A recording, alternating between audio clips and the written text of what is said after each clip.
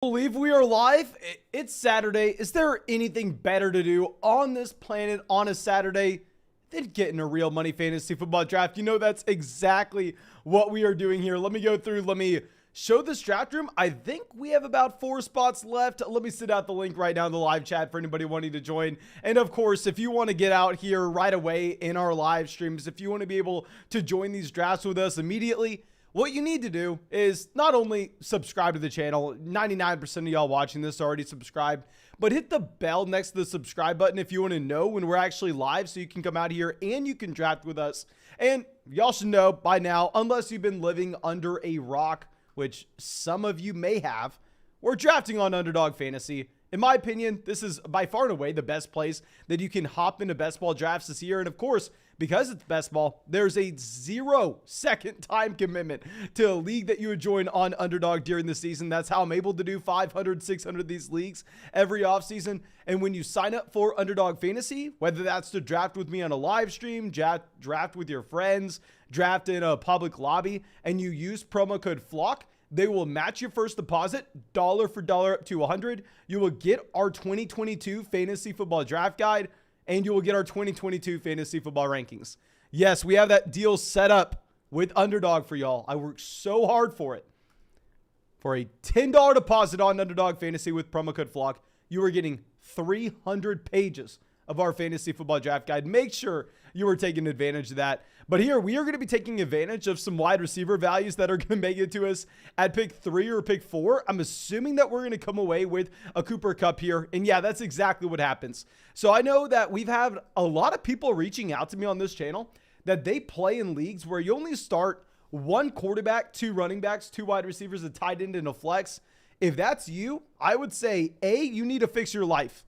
You need to get into a better league where you can actually start more people. If you're only starting 1 quarterback, 2 running backs, 2 receivers, a tight end, and a flex, I have no idea what you're doing with your life. At least add another flex spot in there. But in that format, you don't necessarily need to go through and push up wide receiver value. There's going to be more than enough wide receiver depth to go around in your league where, in reality, taking a Cooper Kupp, taking a Justin Jefferson here at the top end of round 1 doesn't make a whole lot of sense. Where you want to be doing this is in those formats where you can start up to 4 wide receivers. And that's exactly what you can do on Underdog, where you start those 3 wide receivers. You literally have to start them. And then beyond that, you have the additional flex spot. So you can start up to 4 every single week. That's going to push these wide receivers up. That's why you see a Stephon Diggs here go at 7. And that's why it's going to be a no-brainer selection for us to decide to go with Cooper Kupp at 4. But we got Chris out here, Eric, Johnny, Dylan, J-Wall, and Suzuki. Guys, y'all know I appreciate all of y'all. Thank you so much for coming out, hanging out with us in the live stream. I'm going to be super happy to get this going. And outside of this, I don't necessarily think there's too much to talk about so far through the first round. I mean, those tier 2 are running backs, guys like Austin Eckler, Dalvin Cook, Najee Harris, Joe Mixon. I mean, we could sit here and I can really make an argument on why I love Joe Mixon so much, yada, yada, yada. In reality, it's just going to come down to your personal draft preference near the end of round 1 with all these guys that, in my opinion, they all have their own red flags, but they all have elite level ceilings as well. I mean, we can be very fair and look at Derrick Henry and say, well, yeah, I want to say Derrick Henry has some serious red flags and that he's 28 years old. We should assume that the overall offense is worse with the offensive line play, with the departure of A.J. Brown, yada, yada, yada, yada. In reality, it may not necessarily matter too much whenever we're going to be looking at Derrick Henry as a running back that has it in the range of outcomes to come out here and crush as the running back 1 that he was last year on a points per game basis. So we can go through, we can talk back and forth with these running backs in round 2. It makes an interesting video, but in reality, it's going to come down to your personal preference on who you're wanting between these guys.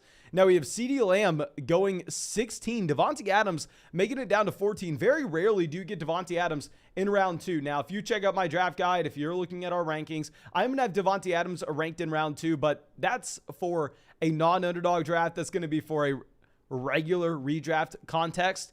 where on underdog, of course, those wide receivers just naturally get pushed up. But when we take Cooper Kupp there in the first round, we do have the ability that if we want to grab a running back here on the turn, it's going to be very easy for us to do so, whether that's an Alvin Kamara, a Javonte Williams. Y'all know I also love going out of our way. I love bringing in Mark Andrews where we can here. But let's see what exactly we're going to have available to us. I would say we're probably targeting Andrews. Out of this group of 3 guys at the very top, Leonard Fournette goes. Yeah, let's go ahead. Let's take Mark Andrews here. Pair him up with Cooper Kupp. I mean, with Andrews, I personally think that he's in the same tier as Travis Kelce. You are going to get that added on bonus where we can now be very excited about targeting a Lamar Jackson at the 4-5 turn, which honestly I usually like doing anyway. And then if we're going to be able to get that correlation in there with the Mark Andrews, it makes so much sense just to set this up. Now, one of the reasons I'm not as excited about drafting Mark Andrews here as I once was is because if we are going to be looking at the tight ends you have available to at the 4-5 turn, you can now get Darren Waller there at pick 48. You can sometimes get Darren Waller falling back to you at pick 52. So if that ends up happening, I'm going to very much regret our selection of Mark Andrews here. And I probably would have preferred to lean, say, in the direction of a Javonte and then just let us get that tight end value a little later on, because in this league in particular, it's going to be damn near impossible for me to be able to go out there and justify going with the bully tight end strategy. But now we have T. Higgins off the board. So I think we are seeing a pretty sharp fall off at the wide receiver position once you have T. Higgins off. Besides one player that y'all know I like. I mean, I think that we are going to be clearly targeting Keenan Allen here if we can. If we can't get Keenan Allen, we will go ahead. We'll take A.J. Brown. There's really no reason in this format for us to go through and decide to draft a running back in this range. Even though we don't have a running back so far through the first 3 rounds, you're going to be able to have fine running back value making it back to you. There's not too much of a difference between the running backs that we're going to be looking at in round 3 here and the running backs we'd have access to at the 4-5 turn. But real quick, let me ask y'all in the live chat real quick, what has been the biggest takeaway for you from today's preseason games? I'm not going to lie, I've not spent much time watching the games. I've not spent much time following what's going on. To be honest, I was expecting us to be able to actually have some better action than at least what we had this morning, or at least what we had last night. The preseason games last night were just absolutely horrendous. I mean, I guess if we are going through Malik Willis and not looking like, I guess, God, that rushing upside is so high with Malik Willis. 5 carries of 43 rushing yards there so far. Let's see if we have anything else. Yeah, there are just no starters playing in a lot of these games. It feels weird because I remember in past years, at least my memory's probably faulty, but I remember you would have almost every single team outside of maybe 1 or 2 with the same approach. If it was week 4 of the preseason, no starters are playing across the board. Week 1, maybe they get a drive in. Week 2, maybe they get a couple drives in. And week 3, they play a half of football. That's what I remember pre-COVID, before the preseason obviously got adjusted. Now, maybe my memory's faulty. Maybe I just don't know what is going on. But please let me know what y'all are thinking. Mr. Sev says, Mason, I'm curious, why A.J. Brown over Keenan? I took Keenan Allen over A.J. Brown in this league.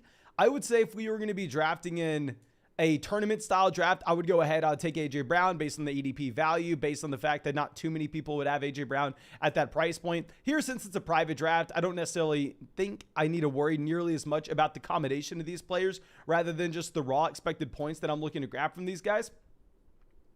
Surat coming out says, Brian Robinson is a starter now, LOL.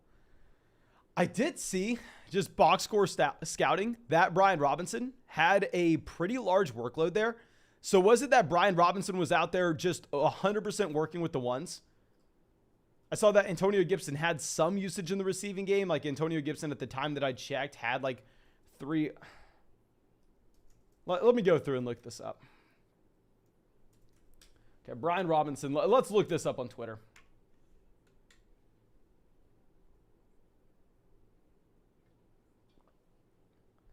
Oh my gosh. Brian Robinson, first carry. Antonio Gibson returns the kick. Dear gosh.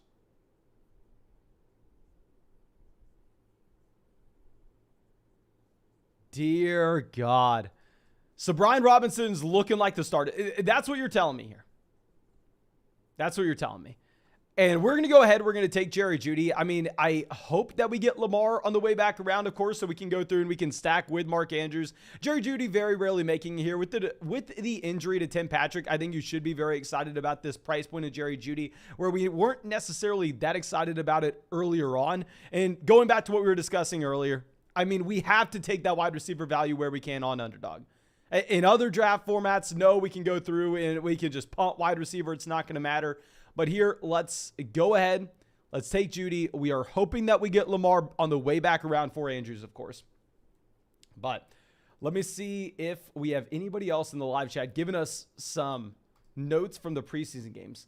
Hartnell says, Mason, have you done or do you plan on doing the Mastiff? Okay, so if y'all don't know, the Mastiff is the $2,500 buy-in on Underdog. Guys, trust me, I wish I could do the Mastiff. I wish I could go out there, throw $2,500 into a fantasy football league. Sadly, I can't, but we can get some $250 drafts going. I can definitely get some $250 drafts going for y'all. But if you think about it, I could do 10 $250 drafts or one Mastiff. Or one Mastiff.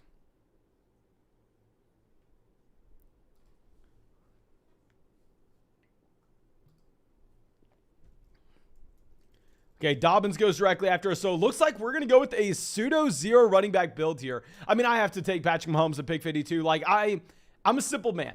And I've said this before, but I see Patrick Mahomes in the 5th round. And I go through, I draft Patrick Mahomes in the 5th.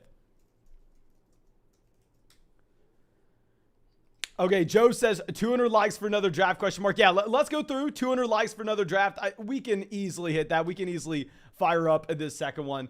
And let's see what else y'all are talking about here.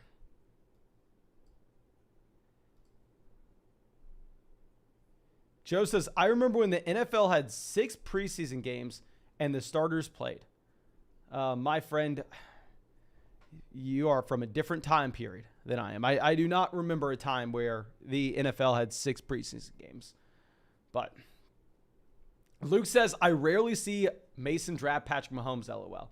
My friend, you do not watch these drafts nearly enough. Nearly enough, then. Derek says, it's going to make it in drafts tonight, but in a $40 and $100 golf DK single entry, I'm heading into the last day winning $11K. Happy so I had to share. That's exciting, my man. That is very exciting. Sadly, I'm not smart enough to go up and fire some DFS golf lineups, but happy that you are having that success. Obviously, in 11K Bink is pretty damn nice. Okay, so Derek says he's not going to make it in drafts tonight. No worries, my friend. Hell, go sweat out that golf winning. Go sweat that out. Okay. So now we have Jalen Hurts 60, David Montgomery off the board at 59. I mean, personally, I think that this is where I'm done drafting wide receivers is once we get to about the 5th round. Like, once we get to the 5th round, these wide receivers aren't nearly as appealing as what I think we had previously.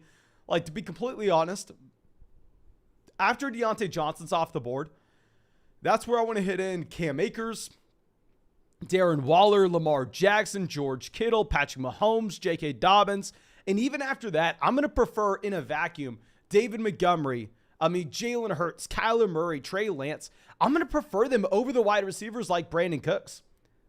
Like, it's very hard for me to ever go out there and convince myself to draft a wide receiver like Brandon Cooks here over guys like David Montgomery when we have the chance. But very interesting to get Kyler Murray down here behind both Trey Lance and Joe Burrow. Now, y'all know I've been the biggest Trey Lance fan in the world, but to take Trey Lance before Kyler Murray, that is so damn aggressive. It is so aggressive. But A.J. Dillon off the board here, pick 65. Let's scroll this back over. And of course, at this point, we are going to be looking at running backs.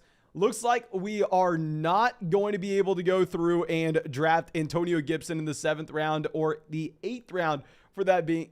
Oh, okay. So it looks like Antonio Gibson's off the board. So if we were looking at a running back here, probably would be Elijah Mitchell, Josh Jacobs, the 6-7 turn, or nobody else. What round would y'all draft Antonio Gibson in now? Does Antonio Gibson fall outside the top, say, 10 rounds? But let's go ahead. Let's take Elijah Mitchell here as a running back 1. Love what we did here. I mean, if we're looking at the combo of, say, Patrick Mahomes and Elijah Mitchell compared to what we would have had if we waited on quarterback and instead we took J.K. Dobbins. If we took J.K. Dobbins in the 5th, we would have been with the combo of J.K. Dobbins and Russell Wilson rather than Elijah Mitchell and Patrick Mahomes. They definitely prefer the Elijah Mitchell and Patrick Mahomes. BFS coming out says, can you explain why Jerry Judy over Courtland Sutton? I can see Sutton being a guy like Kupp or Chase. His touchdown upside is so high with Tim Patrick gone. Okay, my friend, if we look at the touchdown rate for Courtland Sutton over the past, throughout his entire NFL career, let's do this because we can come out here and we can talk about touchdown upside, but we need to understand where touchdown upside comes from. Does it actually just come from being big and tall? Like right now, you see Courtland Sutton, he's 6'4". He's 6'4", so maybe you want to say that this is a wide receiver that has a lot of touchdown upside. In reality, I don't necessarily think that's something that is just a fact. I think it can 100% happen and is in the range of outcomes. However, to just treat it like it's a guarantee, in my opinion, is going to be a little disingenuous when you're looking at Courtland Sutton as a wide receiver that's played 50 games through his NFL career, and he's had 12 touchdowns. Now, if we go through and if we look at his targets, let's do this. 12 touchdowns divided by a total of 312 targets. He has a touchdown rate under 4%. He has a touchdown rate at 3.8% throughout his entire NFL career. Now, this is primarily due to the quarterbacks he's been playing with. Of course, he's had horrendous quarterback play. But at the same time, even if this touchdown rate doubles, legitimately doubles with Russell Wilson, then he's going to being like a league average player when it comes to scoring touchdowns.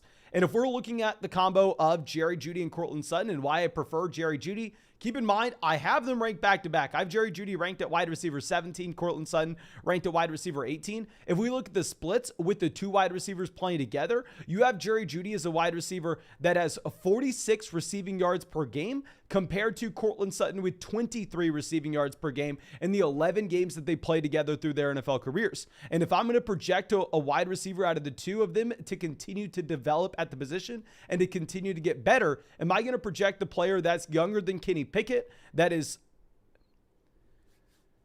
just now hitting his stride? Or are we going to project the 27-year-old? I would project the guy that's almost 4 years younger to continue to develop. Yes, Russell Wilson coming over is going to very much help Courtland Sutton, as it will very much help Jerry Judy. That's why we have him ranked both at wide receiver 17 and wide receiver 18, especially after the Tim Patrick injury. But mainly the splits are going to be the reasons why we go through and we decide to rank Jerry Judy before Courtland Sutton. Noah says, just got Cam Akers at pick 68. Oh, dear God. Oh, dear God. And yeah, going back to what we were discussing with that Courtland Sutton call as well, why do people think that Sutton is just guaranteed to be the next Cup? Legitimately. Legitimate question. Why is Sutton guaranteed to be the next Cup?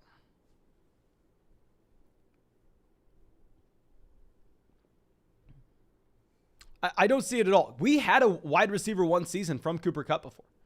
Cooper Kupp had already posted a top 12 season at the position on a points per game basis. He had already flashed that elite level ceiling to us. Have we seen that from Sutton? No, Sutton's never been a top 24 wide receiver on a points per game basis. Okay, so Chase Edmonds going pick 90. Dak Prescott goes 91. Very interesting here. Obviously looks like it's impossible to go through and then draft Antonio Gibson. Let's read this report that we had from Skyy Moore. So Skyy Moore didn't catch his only target in Saturday's blah, blah, blah. It doesn't really matter. Patrick Mahomes looked for more deep twice over the team's first 2 drives. Neither pass connect. Okay, in reality, none of that matters. Let's go through. Let's draft Skyy Moore. We are going to be pairing him up with Patrick Mahomes, which I think is going to be a very nice correlation to have.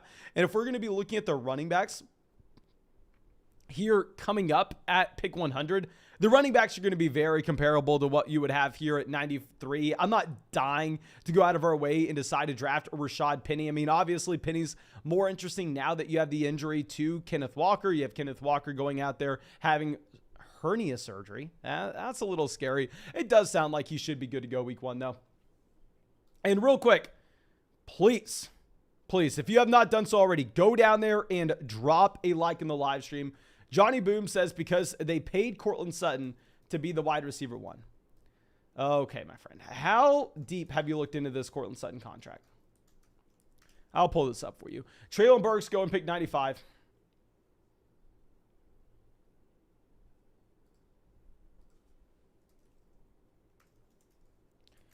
Damian Harris, 96. I really want to see where Antonio Gibson falls. Like, I feel like I'm not going to draft Antonio Gibson. I'm not going to draft Antonio Gibson at all tonight, except if we're at a high-stakes draft, and I feel like I have to. But I just want to see where someone else would take him. Where someone else would.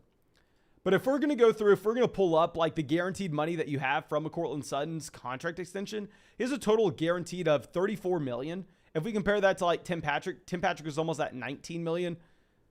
Like, it's not like he got just an absurd deal that puts him on a clear pathway to just handle, say, a 26% team target share. Like, that's just the standard market for the wide receiver nowadays. Like, that's what Christian Kirk got. Okay, so now let's go through and let's read this report on James Cook. What did we get with Cook here? Strong preseason showing. Let's read this. Cook ran for 38 yards on 4 carries and caught a 12-yard reception on the 1 target in Buffalo's preseason game against Denver. I mean, I don't really care what this says. I would say let's go through. Let's just get Marquez Valdez-Scantling. Now, of course, this is going to be because we had to start 3 wide receivers and it's going to be best ball, and we decided to draft Patrick Mahomes. So I think it's a very natural spot for us to go out there and for us to decide to get that double stack with Mahomes. We only have Elijah Mitchell at running back, so you better believe we are going to go through. We are going to look to slam in running backs after this, but we are going to have so many extra roster spots where we're able to spin them on the running back position when we're going to have to only draft 2 tight ends. When we took Mark Andrews in the 2nd, we only had to take 2 quarterbacks as well when we decided to draft Patrick Mahomes in the 5th. So I think this will give us a ton of bites at the apple with running backs later on. Okay, but now let's move this down. Mr. Steph says, a bold prediction, Pat Freiermuth will be a top 6 tight end. I don't necessarily think that's a bold prediction at all, because in reality, if you're going to go through, if you are going to look at, say, the tight end 6 on a points per game basis, and we are going to look at the tight end 20 on a points per game basis, it's like a 3-point gap. Like, they are pretty much identical. It's the craziest thing ever. This is why I've been talking about either going through and drafting the truly elite level options at the very top, or deciding to go through and just punt, wait till round 12, wait until round 13. Don't go here and draft Dawson Knox at 103. Like, that's why we have been deciding to just avoid Dawson Knox where we can, avoid Zach Ertz where we can, because I don't think that they have access to the upside of a tight end 1, tight end 2, tight end 3 finish overall. And if they don't have that upside, I would rather just wait till the very end. But 100%, I mean, the man could go through and finish as that tight end 6. I think you could finish as tight end 5. I think you could finish as tight end 4. I would say getting to be that Andrews, Kelsey type player, that's probably where it's not possible. Okay. But real quick, guys, if you have not done so already, please go down there. Helps us out so much. Go down there and drop a like in the live stream. Let's try to get this live stream to 200 likes. Now we have George Pickens 110, Derek Carr, Chase Claypool off the board here.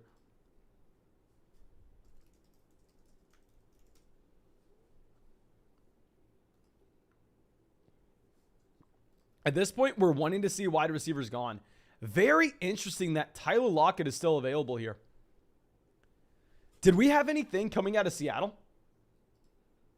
Is there a reason Lockett's fallen this far?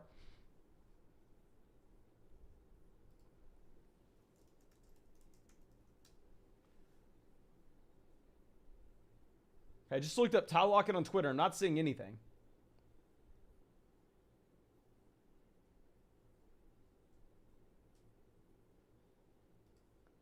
Very interesting. Okay, so Tolbert off the board, 115. Oh my gosh, I can't do it. I can't do it. We made a video on it today. We talked about it too much as is. So here, when we're on the clock, what do we want to do? Do we just decide to go Daryl Henderson? Probably. I mean, with Daryl Henderson, it is going to be a running back that gets touches on a week-to-week basis, and obviously has a ceiling that's significantly higher if there were to be an injury that occurred in front of him. If there is an injury that occurred in front of him, then 100%, all of a sudden, Daryl Henderson would step into a 3-down workload in one of the most productive offenses in the NFL.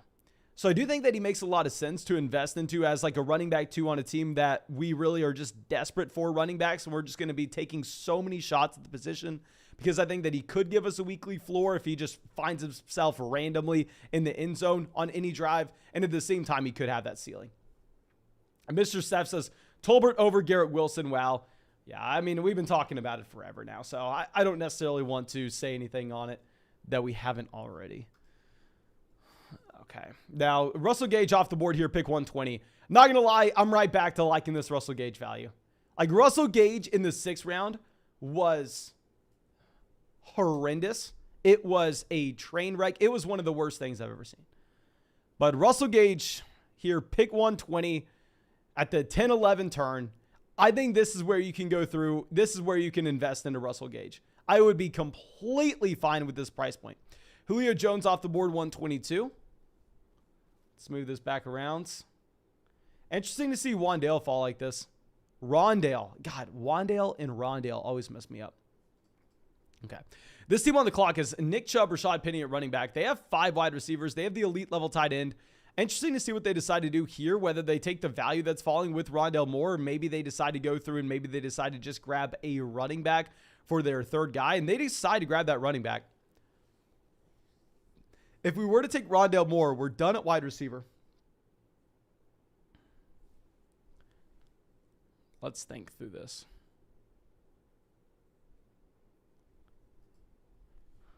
Is Brian Robinson already drafted? Yeah, Brian Robinson already went. Let's draft Rondale Moore. We'll take him in this format. The reason I like taking him here is because this isn't a league with the fantasy football playoffs. It's just cumulative scoring. Who can score the most points weeks 1 through 17. And I think in that kind of environment, if you're going to be looking at a Rondale Moore, this should be a wide receiver that is, in my opinion, a little bit more valuable, and that his production should be front-loaded through the first 6 weeks of the season before you get DeAndre Hopkins back. So let's go Rondale Moore. After this, we're going to be done at wide receiver. We're just going to hope that we get a running back value that we like falling back to us. Rashad White would be someone that I probably would take in a regular fantasy football league, like if you had the fantasy football playoffs, because there with Rashad White, obviously you would A, give us a running back, which we need, and B, on top of that, he would have that elite level ceiling if something were to occur to Leonard Fournette in front of him, or you would have that elite level ceiling in what he could do down the stretch there in Tampa. But in this format, we're just not necessarily incentivized to go after it. Russell says, thoughts on Michael Thomas at pick 34. I don't know if that happened in your draft. Did it happen in this draft? Let's go through and look. Michael Thomas, pick 34. Dear God. Now, y'all know I've been pumping Michael Thomas all offseason.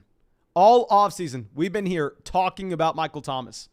But I've been talking about Michael Thomas in the context of a wide receiver that we wanted to be investing into when he was the wide receiver 40 in ADP, when he was going in the 8th round. Like, that was the easiest pick you could ever make. Now, here, if you're going to be taking him in the 3rd, I understand and I agree that he has a lot of upside. I've been making the argument for Michael Thomas all offseason. But with the addition of Chris Olave, with the addition of Jarvis Landry, with Alvin Kamara looking like he's not going to be missing time, I feel like at this point, it's probably a pretty tough situation, a very, very tough situation to go through and draft Michael Thomas in the 3rd. I think we have to draw a line in the sand at some point. But Robinson, Alexander Madison both got off the board here, 130, 131, and Kenneth Gainwell all gone. These were running backs I would have been so happy to get on the way back around at the end of the 12th round. Highly unlikely that we were going to get those players, so I can't sit here and cry, go, oh my gosh, they sniped us on. No, It's expected that they go here at the end of the 11th, but it does suck that one of them doesn't fall to us. Okay. Johnny Boom says Sutton over Michael Thomas. If you pull up my rankings, I believe we have Courtland Sutton ranked before Michael Thomas. Which is funny because keep in mind, I never hate players. I hate ADPs.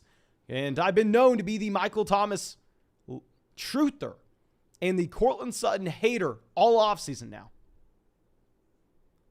But at the end of the day, I still have Sutton ranked ahead of him. It's just when Courtland Sutton was being drafted as the wide receiver 16 with a healthy Tim Patrick, and when Michael Thomas was being drafted as the wide receiver 40, I can easily go out there and I could say how that value is so much closer than people realize. And now if people are all of a sudden drafting Michael Thomas in the third, I guess now I'm a Michael Thomas hater. Maybe I am.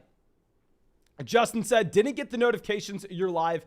I honestly think it's because I've been live streaming too much, and at the same time, we've been uploading too many videos. That's my thought process and why YouTube wouldn't send you a notification. But of course, if you want to help us out, if you want to make sure that YouTube begins sending out those notifications that we're live, please go down there, drop a like in this live stream. If we get 200 likes in the live stream, we are going to fire up another draft after this one. XDS coming out. Thank you, my friend. Says, if Jonathan Taylor goes 1 and Christian McCaffrey goes 2, who do I take at 3 in a 10-team standard league? At 3, if it's going to be a 10-team league, I'm going to be less incentivized to go with the wide receiver, such as Justin Jefferson. And I probably would skew a little bit more heavy to just take, say, a running back that's going to be your favorite guy out of that tier 2 of players. Most likely going to be like an Austin Eckler at 3 if you're going to be playing in that 10-team league. When you say standard, at this point, I hear standard and I assume that it's PPR. But if you mean standard as in non-PPR, then maybe we actually go through and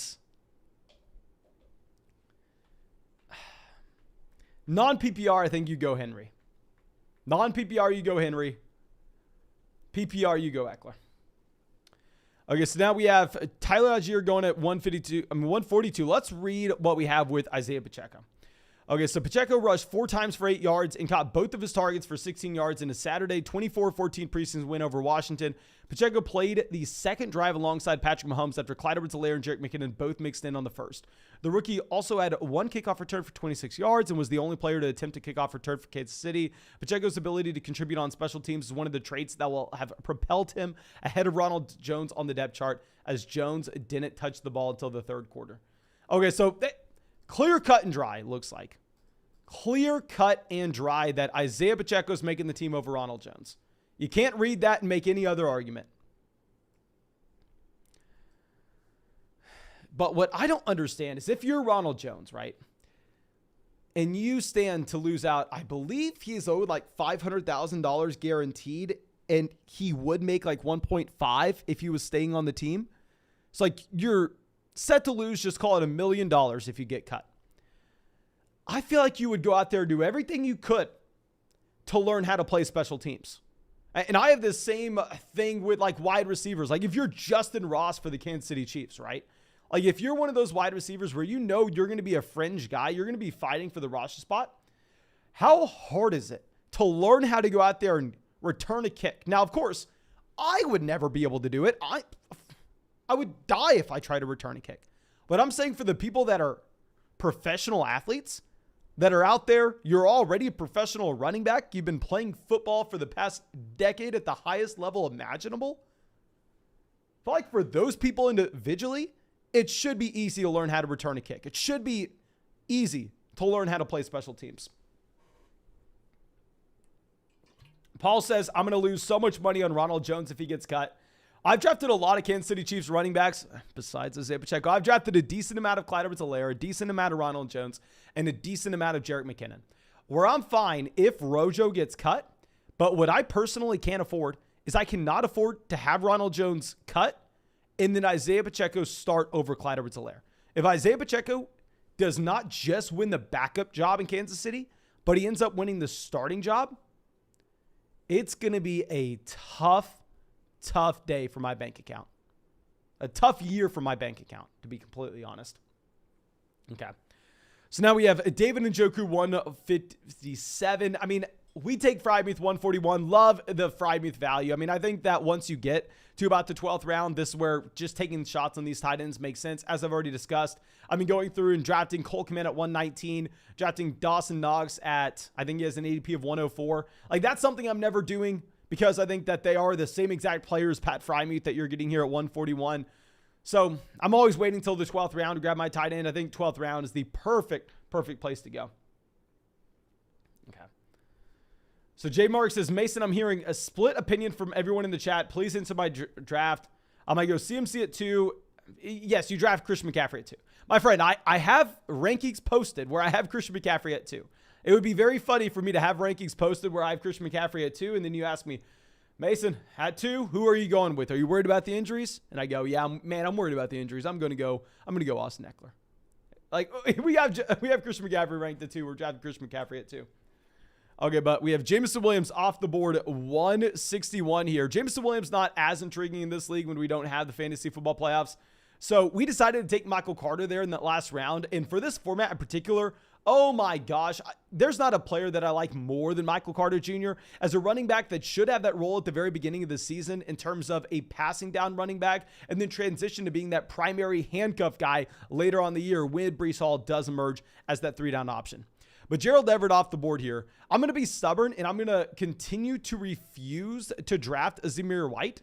So instead, let's go through and let's take Tyrion Davis-Price, someone that does not look like he's having a great camp, yada, yada, yada. And I am probably just being stubborn here, but if we're going to be looking at the ability to potentially monopolize the San Francisco 49ers backfield with Elijah Mitchell and Tyrion Davis-Price, what we're betting on is we're betting on Trey Sermon not having a role. We're betting on Jeff Wilson not having a role, but we didn't just need to take running backs in this range.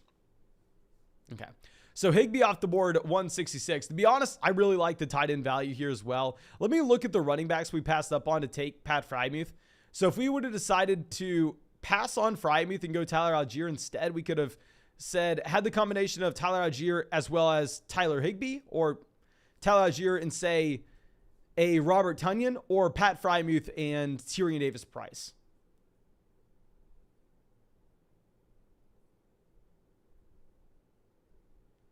Interesting. Preston says, Mason, I didn't realize you got so much hate in the industry. What's up with that? My friend, I have no idea what you're talking about.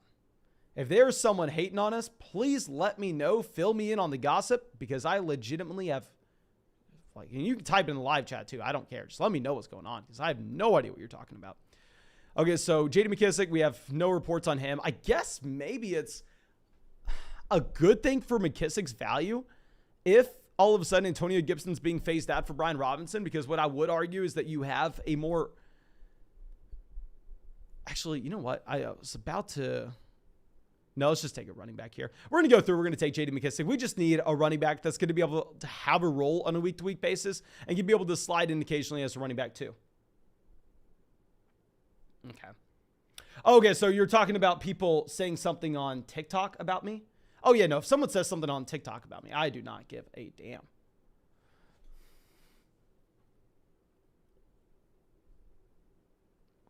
Okay, let's move this down. Yeah, guys, I don't want to say too much about TikTok, but I don't even control the own post. I record my TikToks, but I don't even look at the comments on my TikToks. But maybe that's something we can do right now, and we can react to those. That would be pretty damn funny. But we go J.D. McKissic here, pick 172. I mean, with J.D. McKissic, I think that it's going to be a very, very easy selection, and that we have to go through. We just have to take a running back. And with Zamir White, I am personally going to be avoiding him. I mean, he is a slightly undersized running back that cannot catch passes. Not necessarily the guy I'm going for. Jay says, what's with the underdog hype? Can you explain why I shouldn't use Sleeper instead? Okay, so underdog, in my opinion, is going to be by far and away the best ball platform you can play on. So what's great about signing up with underdog is, A, when you use promo code FLOCK, they're going to match your first deposit. And on top of that, you're going to get my draft guide and you're going to get my rankings with a $10 deposit. And B, what's really nice about underdog is you draft this team and legitimately you don't think about it for a second during the season. It's best ball. So your best starting lineup is automatically submitted for you at the end of every single week. And there's no waiver wire. So that's how I'm able to draft 500, 600 teams Now, it's not a replacement for your regular fantasy football league. So if you have a league with your friends, 100% keep it on whatever platform that you have. I would maybe say get in some extra drafts on Underdog that are going to help you prepare for that draft that you really care about with your friends. But it's great to get in these Underdog drafts right now because you can then go through and you can have that time commitment during the season to work the waiver wire, to also go through and at the same time make your start sit decisions and really look at what you care about. Okay. So Preston, give me some names of who is throwing hate, because I have not heard anything of what you're talking about, my friend. I'm like in the dark right now. You got to fill me in. Okay, but at this point, we are going to want to go through. We are going to want to grab a couple quarterbacks. We definitely still need another running back. We're done at wide receiver. We have such a strong wide receiver core. We have an elite level tight end with Mark Andrews. We have another very strong tight end with Pat Freiermuth as well. So I think at this point, we want to just grab a couple QBs.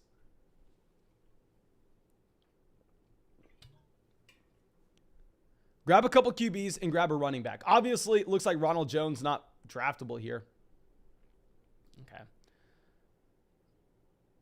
It is funny to see these RBs just get cycled through. I think McKinnon could be a very intriguing call if we're going to go through, if we're going to bet on the Kansas City Chiefs offense. And at the same time, if McKinnon was splitting work with the ones with Clyde Edwards-Helaire in that first drive today.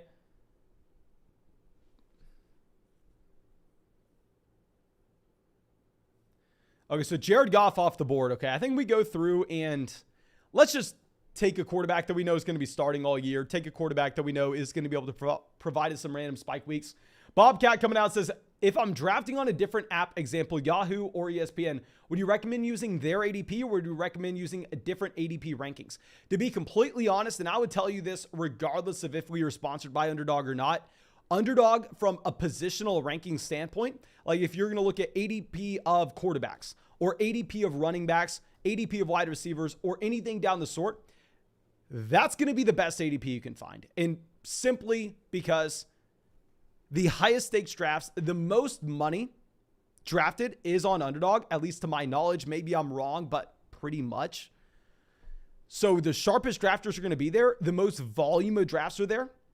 So in my opinion, that's going to be the most efficient ADP. But because you have to start 3 wide receivers on Underdog, because it's best ball, when you're looking at overall ADP like this, no, you're not going to be able to use that for your very specific redraft league. You will need to make the adjustments for your exact league settings. Okay, so Odell Beckham Jr. off the board here, 194.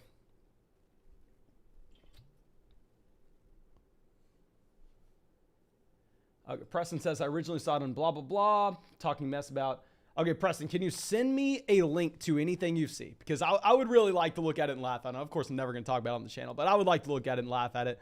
We are going to take Baker Mayfield here. I think that's going to be an easy selection. I mean, if we're going to be looking at just these private drafts, we do want to go through. We do want to have another viable starting quarterback, and I think Baker is a very easy answer to that. Of course, if you're going to be drafting just in a casual redraft format, you're not going to be taking another quarterback here in the first place. But let me go through. Let me set up another draft for y'all. This is just going to be a $3 private draft so we can go through and we can get some practice in. I tried to join a $250 draft lobby on my phone right now, and it looks like there are 9 spots open in that, so it looks like we're not going to be able to fill it. So let's set up a $3 private draft. I'm just going to queue up a couple of running backs here. I don't think it matters too much who our last running back that we decided to take is. But we'll queue up some of those RBs. And then after that, we will go through and we will send out a link in the live chat that says $3 draft here. $3 draft here.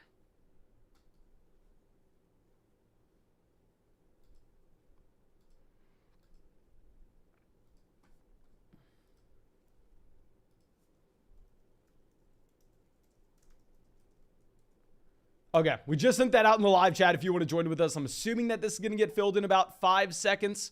Let me swing this back around here.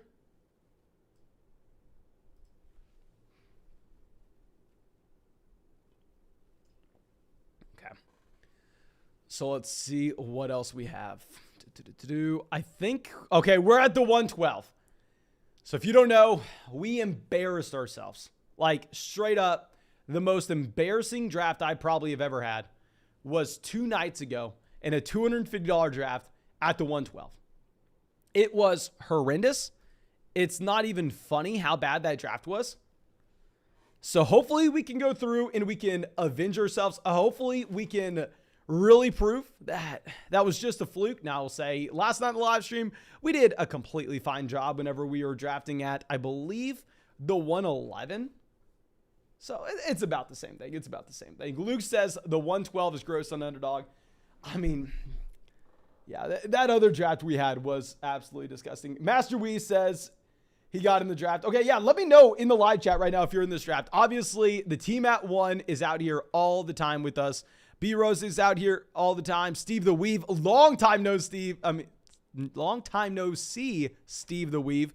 Iggy Ice is a name we haven't seen in a while. Texan fan is also out here a lot. Fantasy Dog Pound's been leaving a lot of comments on the videos. So thank you guys. I appreciate y'all. Okay. Bishop In says, is this a good strategy? Snagging Kelsey and Mark Andrews. Thanks, brother. No, it's not. It's cute that you could go through and maybe take Kelsey and Andrews, monopolize the position, and then at the same time, be able to go through and be able to slide one of them into your flex spots. But if you look at historical win rates of teams, even when 2 tight ends have elite level ceilings, and they decide to take those 2 tight ends, I mean, back in the day, it was like Gronk and Travis Kelsey at the 1-2 turn. It's not a good idea, to say the least. Like, I think if you're looking at a best ball tournament style draft, and say you were to draft Travis Kelsey at the end of round 1, and then you have like Kyle Pitts following you at the 3-4 turn, and if there's a tournament component to it, it could be very interesting to go out there and invest a first round pick or second round pick into Travis Kelsey and like a 4th round pick into Kyle Pitts. I think it could provide you a unique opportunity. But if you're just in a regular casual redraft format and you're wanting to go with Travis Kelsey in the 1st, Mark Andrews in the 2nd, or even if it was like Travis Kelsey in the 2nd, Mark Andrews in the 3rd, I wouldn't be a fan of it. Now we have Derrick Henry off the board at pick 8. Let's try to figure out what we're going to do. Mixon off the board at 9. So I do think that we are not going to have to take double running backs if we don't want to. Actually, no, we are up in 3 picks. We're not up in 2. Dear God. So I don't know. Maybe we just have to lock in CeeDee Lamb so we don't put ourselves in a very awkward position like we did the other day. It's just very, very difficult. Adams off the board. Let's go Najee Harris. No, I can't take CeeDee Lamb over Travis Kelsey. I understand CeeDee Lamb's in a great spot. CeeDee Lamb's in a great situation. But at the end of the day, the highest finish ever we've seen from CeeDee Lamb was the wide receiver 16 on a points per game basis. Kelsey has broken fantasy football on a multitude of occasions. I got to go through, take Najee and Travis Kelsey. Scissors coming out says, not going to lie, I love half the wide receivers in your video today. I know. That's what I said. Like, whenever I went through and talked about those wide receivers in the video today, my man, I did try to acknowledge every time I had the opportunity that those players have a lot of upside. Like, there is a realistic shot that I come out here and I talk about, say, Michael Pittman with an ADP of wide receiver 10, saying that it terrifies me that I'm not going to be drafting Michael Pittman at wide receiver 10 or Mike Williams at wide receiver 13, because I think that their upside is baked into their price a little bit too much, where I think that the probability they hit that upside is not high enough for me to be drafting them at that price. I hope I'm doing a good job explaining this. Regardless, that I was scared to draft them in general, but I understand at the same time that by avoiding those individual players, I am opening up myself to just get completely wrecked. If Michael Pittman, who has an ADP of like wide receiver 10, ends up being a top 5 receiver, or if Mike Williams ends up repeating what he did through the first 5 weeks of the season last year, I am opening up myself to get completely wrecked in that environment. Scissor says, like in a 10-team league, I find myself wanting to take Mike Williams and Courtland Sutton and pick 40 and 41 every time. I would say Mike Williams and pick 40, 41. That's a much more reasonable price point of where they actually go. I mean, like, let me go through and let me pull up my actual rankings. Scissor, I'm sure I've been able to get you our draft guide by now, but if you don't have it, please feel free to just reach out to me. But let me go through and let me pull up our draft guide so I can tell you exactly where I have those guys ranked.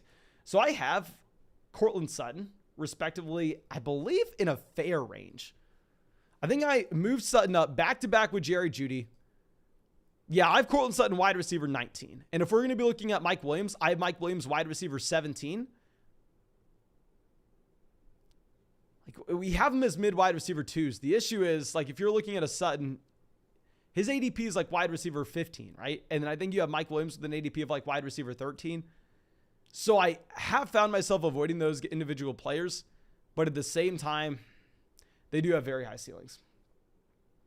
Frankie coming out says, how do we get updated rankings? Or I'm assuming you're asking the updated guide. Okay, so of course, if y'all want to get our draft guide, you can do that by going and signing up to draft with us on Underdog Fantasy. Hell, you don't even have to draft with us. You can draft in the public lobby, draft with your friends, whatever you want to do. But when you go sign up, make sure you use promo code FLOCK. They'll also match your first deposit dollar for dollar up to $200. But I'm assuming you've already done that and you've already had our rankings. So all you have to do is you have to send me an email. You can find my email address in the description of this live stream. Say, hey, Mason, I got your draft guide on Underdog. The email I signed up for Underdog is blank. I'm just going to search that email to make sure you signed up to Underdog Fantasy with promo code FLOCK. The second I see it, I'll send you that updated draft guide, the most updated version. You can feel free to email me anytime. We have updated the draft guide, I believe, like 4 times since the initial launch. So let's go ahead. We're taking Waddle here, no brainer. But after that, we have to think. I guess we go ETN. I feel a lot more comfortable that we were able to get Waddle, though. But yeah, going back to what we were discussing. So if you got it through Underdog, send me that personal email. If you purchased it on flockfantasy.com, it should be very easy for you to just go down. Go re-sign into your account on flockfantasy.com, re-download the draft guide, and that draft guide that you re-download will be the updated version. But if you're ever having any issues with that either, feel free to just email me. I would be happy to get it sorted out. Okay. So we have ETN here at 37. I've said this a million times, but I am more worried about James Robinson than I once was. Ezekiel Elliott going 39. I know a lot of people are coming out and saying, oh, Ezekiel Elliott finished as a running back X over the past 3 seasons, yada, yada, yada. And they're looking at just total season finishes when Ezekiel Elliott has been one of the very few running backs that has been able to just go through and stay healthy. It's so unfair for people to go and do that and say, oh, Ezekiel Elliott's finished as the running back X and put him ahead of guys like Derrick Henry because Derrick Henry went down with the foot injury. If we're actually looking at Ezekiel Elliott's finishes over the past 3 seasons, let me pull up my draft guide here. Ezekiel Elliott's last year finishes as the running back 17. He finishes the running back 17 again in 2020. That's about where he's being drafted this year. So it's essentially, do you think Ezekiel Elliott has that bounce back from the knee injury, or do you think that the continued slide that we have seen, like if we go through and look at his rushing yards per game since his rookie season, 108, 98, 95, 84, 65, 58. Now, I'm no mathematician, but I believe that's called a linear line. A linear line straight down. So it's not like Ezekiel Elliott, 100 yards, 100 yards, 100 yards, 100 yards, 100 yards. Oh, he hurt his knee, but he played through it, then 58. And then we can expect that bounce back up. I think this is a continued trend. He's had such a heavy workload throughout his NFL career. That is something you have to be worried about. I mean, congrats to Ezekiel Elliott. I'm so happy for the guy. He's had a fantastic career. I mean, he's gone out there and he has just crushed for years now. And I don't think that's stopping anytime soon either. Okay.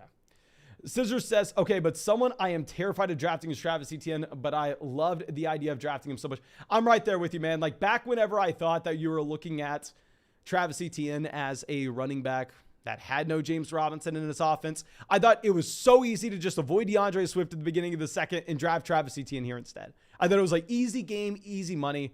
But now that James Robinson is looking like he's good to go this season, it is much tougher. But Scissors, real quick, I will fill you in on this. Let me know if I'm... Actually, it doesn't even matter. It doesn't even matter.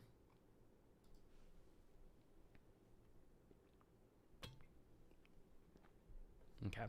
So Patrick Mahomes going off the board here, pick 49. Darren Waller, 48. Love that team at 1. Like that team at 1, in my opinion, has like the perfect start that you're going to find Just, of course, they're able to, I don't want to say get lucky and draw the one pick, but they are able to take advantage of that luck. They go ahead, they decide to just draft Jonathan Taylor at the 101, make the easy call. They get Mike Evans, a wide receiver that they are excited about falling to them at pick of, I'm assuming they're excited about him, but at pick 24, they're getting Nick Chubb at the beginning of the 3rd round. And instead of going through and reaching on wide receivers that are kind of marginal plays here at the 4 or 5 turn, just grab an elite quarterback, grab an elite tight end, grab 2 guys that can finish 1 and 2 at the position. In my opinion, that's just a no-brainer move. But now we have George Kittle, Chris Godwin here going pick 50, 51. It is exciting seeing Chris Godwin now go at the beginning of the 5th round whenever you did used to have Chris Godwin as the middle of the 6th round option. But of course, looks like we are just getting positive reports across the board regarding Chris Godwin's health and his availability week 1. Let's go through and move this around. Brandon Cooks off the board here, pick 53.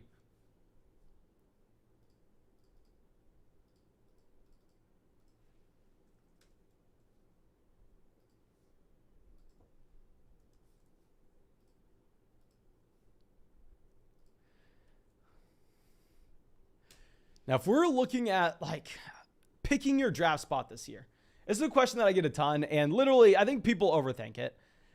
Because if you're looking at these team constructions so far, like team 1 has had access to a start that we can't even dream of. Like I feel like no matter how good of a drafter you are, if you're picking at 11, if you're picking at 12, and we compare that to what that team at 1 is able to do so far through the first 5 rounds, it's so hard to act like we're on a level playing field. It's so hard to act like, oh no, pick 12 is about the same as pick 1. Like back when we were only like, say, 50 drafts into the offseason, I kind of figured, I was, oh no, all picks are about the same this year. I mean, the draft board hadn't really set in at that point. We're just getting Waller and Mahomes at the 4 or 5 turn. It just seems like a cheat code. It really does. Okay. But let's go through. Let's scroll this down. We have Kyler Murray off the board here, pick 57. At this point, there are 2 guys I'd be fine going with. There are 2 guys I'd be completely fine going with. Actually, 3 players. I don't want to overreact or anything. Y'all know I'm not a massive fan of Bateman. It does look like Bateman's falling a considerable amount past his ADP, however. So see where Texan fan decides to go. So far, he has Allen. Okay, we have Bateman and Dobbins back-to-back. So Metcalf was going to be one of those guys that we were looking at. The other guy is going to be Jalen Hurts. We've talked about this at length. But I do think that Jalen Hurts has it in the range of outcomes where he can be the quarterback 1 overall this upcoming season. If we're looking at the addition of A.J. Brown, if we're looking at the fact that Jalen Hurts is going into year 2 starting, and on top of this, the number 1 offensive line in the NFL. I think that Jalen Hurts is set up in a beautiful spot. Armando coming out, thank you, says, Najee had to take almost all snaps in shotgun because of Big Ben. You think having that room to run downhill will help with this yards per carry and low efficiency? Not necessarily, my friend. Not necessarily. I mean, maybe this is over my head, but I would say that if we're going to be looking at the Pittsburgh Steelers offense, with their offensive line, I don't necessarily think that it is best for them to just get under center and try to run the ball up the middle over and over and over again. I think with their wide receiver core, I think Deontay Johnson's an elite receiver. I think Pickens is going to be very good. Claypool's a great wide receiver 3. You have Pat Freiermuth. I think we still see a decent amount of snaps out of shotgun, and I don't really think that it has too much of an impact on the efficiency you're going to have from a Najee Harris. Okay. Ron says, do you think the Miles Sanders hamstring drops him in ADP? I mean, it seems like it has been dropping him in ADP as of late. Like, you've seen Miles Sanders going in the 8th round a lot more than you had about a month ago, where he would have been consistently that round 7 pick. So, yeah, I think that it has been dropping him in drafts. Like, if Miles Sanders were to make it to us at the 7-8 turn, I'll tell you right now, I'm probably going to go through and draft Miles Sanders, especially when we have Jalen Hurts on that roster. Now, A.J. Dillon off the board here, pick 68. Amari Cooper, 69. This is an interesting spot where I haven't seen Lance fall this far in quite a while. Like, personally, I don't think Lance should be going until like the end of the 6th, the beginning of the 7th. And y'all know I've made the argument for Trey Lance for God knows how long now. God knows how long I've been arguing for Trey Lance.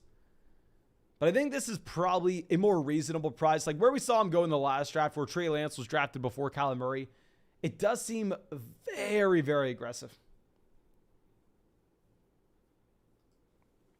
Okay. So let's move this down. We have Josh Jacobs, 71. Maddox says, CMC or Justin Jefferson at the 103. Everyone, fantasy football is simple when it comes to Christian McCaffrey. If Jonathan Taylor's on the board, you take Jonathan Taylor. And if he is not, you take Christian McCaffrey, no other players in consideration. Unless it's a superflex format. If it's a superflex format, we can go through, we can have that conversation. But assuming it's a one quarterback league, it's either Jonathan Taylor or CMC. You take whoever you have that option with. Okay, but Clyde Edwards-Helaire off the board here, pick 73. Lance goes 74. Interesting to see that CEH goes here, pick 73. Toasted Bread says, do you think picking combos is a good or bad strategy? I'm assuming you're meaning stacks. Like picking a wide receiver and a quarterback from the same team is a very good strategy. It is something you want to do. You are lowering your floor, but you are raising your ceiling, which is the name of the game in fantasy football. Trying to come away with the highest ceiling possible, because if you enter in a 12-team league, your expected win rate is going to be about 12%. Okay. But Steve the Weave goes Alan Lazard there, pick 77. So we don't have to even sit here and look like the jackass for passing on Alan Lazard at the 7-8 turn. Chris Olave goes 78. Hopkins off the board, great. I also didn't want to have to look like an idiot passing on DeAndre Hopkins. Where I agree, DeAndre Hopkins, great value here if you're going to be playing in a regular fantasy football league that has the fantasy football playoffs, where you're prioritized for weeks 15, 16, 17.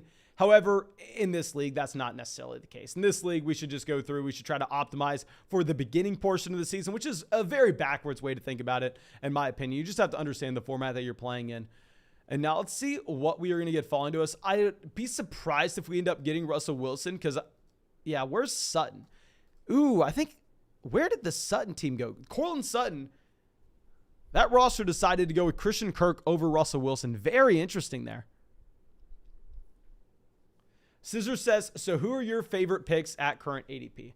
Okay, let me go through and I will pull up an ADP list and tell you who my favorite picks are. ADP is significantly sharper now than it was. Like, I think it's very hard to go through and very hard to find actual values at ADP at this point. Like, back 2 months ago, when draft boards weren't as set in, I think it was easy. If you go over and say draft on like an ESPN or a Yahoo league, that ADP is going to be garbage. Obviously, it's going to be full of casual drafters, not real money leagues going on over there.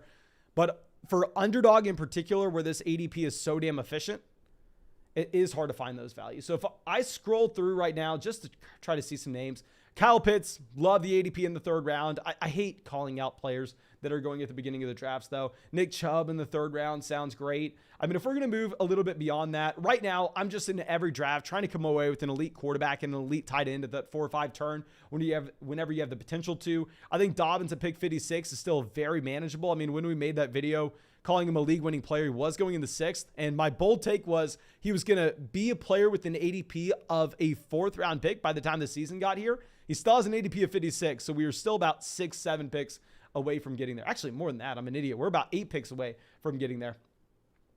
Outside of that, still completely fine with the elite quarterback value with the Kyler Murray and Jalen Hurts. Moving on beyond that. Josh Jacobs, 73. I know any smart person on the planet's going to tell you it's a horrible pick, but my lizard brain tells me it's pretty good. Same thing, Clyde Edwards-Helaire at 83. Hawkinson, 91. I'm fine with. I really like the ADP of Garrett Wilson. I like the ADP of KJ Hamler if we're looking at wide receivers a little later on. And Thomas coming out, Christian Watson. Yeah, I like the value of Christian Watson as well. William says, Mason, who's your favorite fantasy football player? My favorite fantasy football player, like of all time, if you're just asking like in general, I would say 2015 Sammy Watkins. 2015 Sammy Watkins, my favorite fantasy football player. Obviously, 2022 Sammy Watkins isn't nearly as exciting as an option, but 2015 Watkins was just different. Okay. Will says, I just said you have a 12% chance to win a 12-team league. I said an 8% chance. What the hell are you talking about, my friend? Now we have Marquez Valdes-Scantling going off the board at pick 96. I think at this point, we are going to be looking for wide receivers, obviously. I mean, at this point, we only have Jalen Waddle, DK Metcalf at receiver. Quarterback, we have the elite level guy, Jalen Hurts. Tight end, we have the elite level option at Travis Kelce.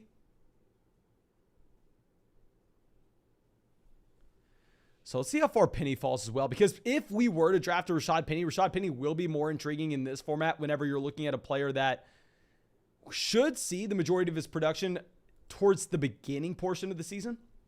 But it's going to be very difficult for us to continue to go through and decide to draft running backs here when we already have Najee Harris, Travis Etienne, Tony Pollard, as well as Miles Sanders. Okay, let's scroll this back around, though, for people just now coming in here. And also, if you're just now coming in here, make sure you go down there, drop a like on the live stream. Helps us out so damn much.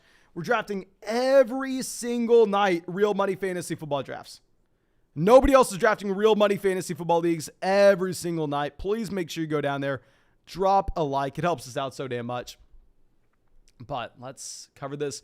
Najee, Kelce, Waddle, Etienne, Metcalf, Jalen Hurts, and then the two running backs there in the turn with Tony Pollard as well as Miles Sanders. But let me know, what do y'all think about the Dameon Pierce hype? Where are y'all drafting Dameon Pierce right now? Personally, like at that price point, I'm not touching Dameon Pierce. I understand the hype. I understand where it's coming from. But Dameon Pierce at the 905, like before Patterson, before Singletary, before Kenneth Walker, it is going to be difficult for me to go through and stomach that price point. Even if he's the starting running back for the Houston Texans, at the end of the day, he would be the starting running back for the Houston Texans. Okay, Singletary off the board. So it's going to be very hard for us to go through and draft a running back. I think we have to lock in Tyler Boyd here. Let's actually think about this a little bit longer, so let's not lock that in at this moment. After we take Tyler Boyd, is Garrett Wilson off the board? Yeah, so yeah, Garrett Wilson went back and picked 98, so it looks like we can't go Garrett Wilson. I think we do kind of want to go back-to-back receivers here, though. Kenneth Walker's tougher to take here. I think in a league where we have the fantasy football playoffs, Kenneth Walker can just be an auto pick at this point. However, in this format in particular, if he misses the beginning portion of the season or starts very slow, it's going to be difficult to overcome. So let's go ahead. Let's take Rondale Moore instead. I mean, with Rondale Moore, the exact opposite of Kenneth Walker. We should see that production front-loaded for the beginning portion of the season. So let's go ahead and let's take him here.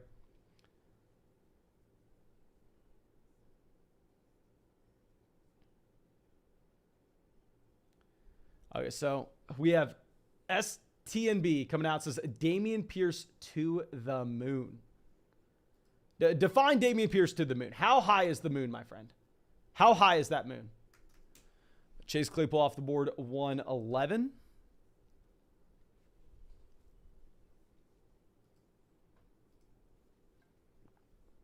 Claypool's very difficult for me to draft here with the Pickens hype. Like, I'm willing to buy into the Pickens hype because with George Pickens, you were looking at the scouting report coming out of Georgia saying he's a wide receiver that's a black box prospect. He could have a very low floor, but he could have a very high ceiling at the same time. We essentially just don't know what to expect with George Pickens. There's a very wide range of outcomes there. So once you get confirmation that George Pickens is out there looking like the best wide receiver in the NFL since Megatron, like once we're getting those reports, you probably need to go through and you probably need to get pretty excited about George Pickens and be willing to push him up draft boards. Okay, let's move this back around. Brandon says, hey Mason, my league is starting 3 wide receivers this year.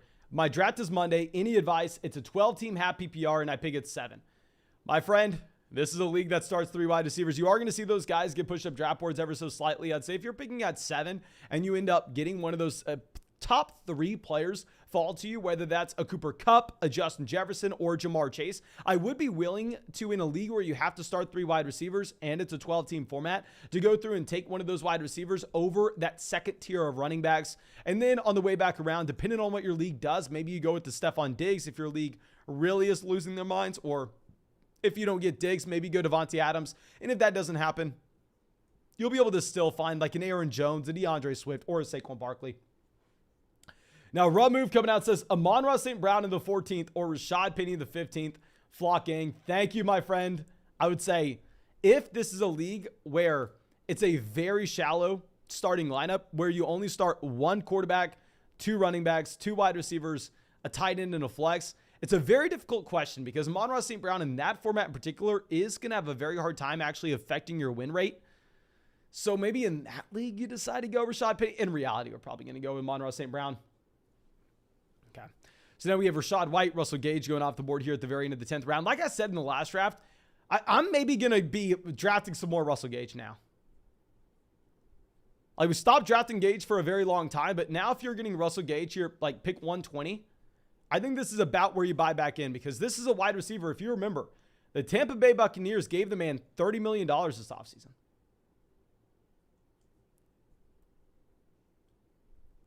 $30 million. 30 million. I know. Very surprised. Scissor says you got to buy the dip on Russell Gage. I think you do, especially if you were drafting earlier this season. You have a lot of drafts where Russell Gage was like going in the 6th, and if you were avoiding him there, it's like a natural way to just go through and have a decent mark of exposure with Russell Gage and almost just guarantee yourself a profit. Now, let's see. Daryl Henderson off the board, 123. Julio Jones gone. What's the report on Parker? One catch. We don't need to read that report. Justin Fields off the board, 125. Devontae Parker, 126. Mecole Hardman gone. I mean, Mecole Hardman's ADP is dipping a little bit here. Let's see. I'm assuming he's back at practice, but really the only reason that his ADP dipped is because people did not draft him at all for an entire day. Like he did fall like 3-4 rounds in every single draft for a day whenever we thought he could be out for the season. Remember, he got carted off, but apparently it's no big deal. Colin says, hey, Mason, Nick Chubb or... we're going to go Nick Chubb at the 2-3 turn, my friend. We're going to go Nick Chubb at the 2-3 turn. Now, Kenneth Gainwell goes 128 here. At this point, we could draft one more running back if we wanted as a running back 5, but if we did decide to do that, they would be our last running back in this build.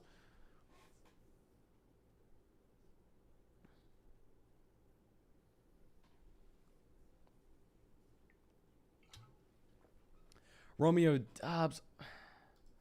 Another touchdown. Let's read this.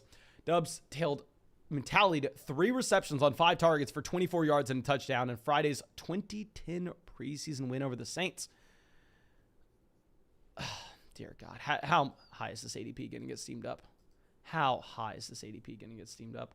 Let's go through. Let's take someone I am excited about. Let's go ahead. Let's take Michael Gallup here. And we will also take a DJ Chark. The reason we're drafting DJ Chark at this point is because it's that league where you don't have to optimize for the end of the season. Points in week 1 matter just as much as points in week 15. And for the beginning portion of the season in particular, we are going to be looking at a wide receiver that should be in a nice role when you don't have Jameson Williams for the beginning part of the year. Now let's move this down. Run move coming out. Thank you, my friends. This is a number 1 overall pick. Half PPR, 2 wide receivers, 2 running backs. Are you taking Jonathan Taylor? Yes, sir. I think that's the perfect format to take Jonathan Taylor. I mean, you're not going to be incentivized to really go out there and focus in on wide receiver depth. At the same time, in a half PPR format, obviously running backs are going to be slightly more optimal in that flex spot than wide receivers would be in a full PPR league. So 100% go Jonathan Taylor there. No question.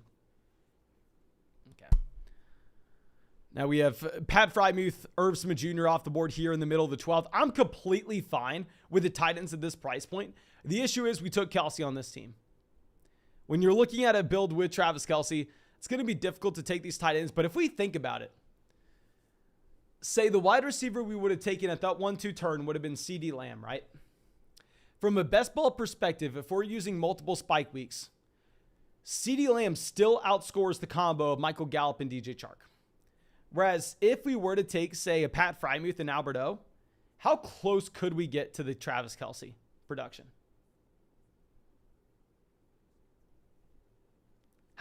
I don't think we could get that close, but probably closer than what we were getting here with the 2 wide receivers compared to a CeeDee Lamb. Okay. So let's move this back around. Romeo Doubs finally off the board here, 142.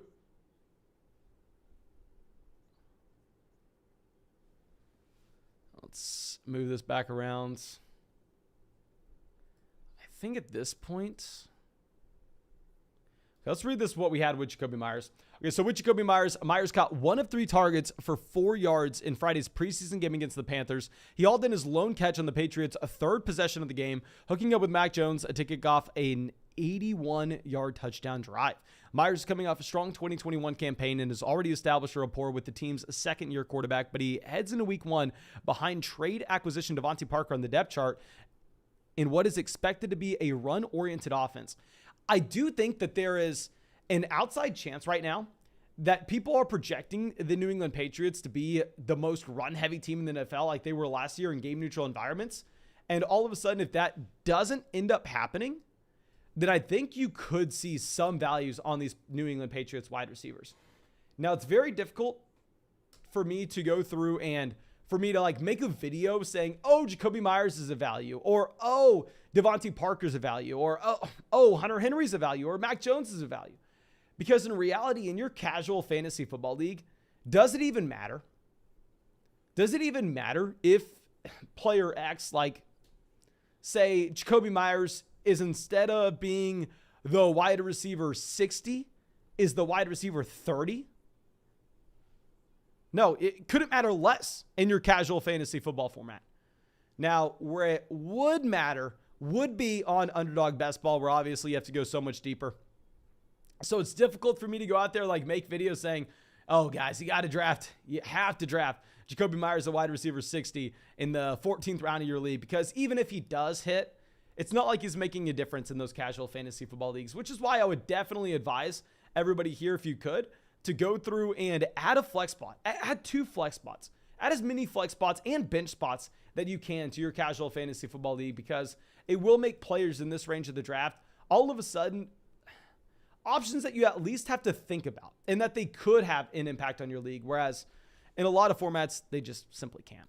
Okay, I think we go through, we take Tyler Algier here. And then beyond that, let's go through and let's also take Mike Gesicki. We're going to take our last tight end and possibly our last running back. We can't say that for certain. But probably our last running back. So far at running back, we have Najee Harris, Travis Etienne, Tony Pollard, Miles Sanders, and then we also have Tyler Algier. And then at tight end, we have Travis Kelce as well as Mike Gesicki. At wide receiver, we have Jalen Waddle, DK Metcalf, Tyler Boyd, Rondale Moore, Michael Gallup, DJ Chark. It's an okay team. I do agree. I think picking at 12 just freaking sucks.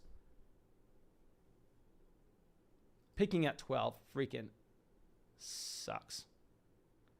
Okay. Let's move this over. We have Matt Ryan off the board here, pick 159.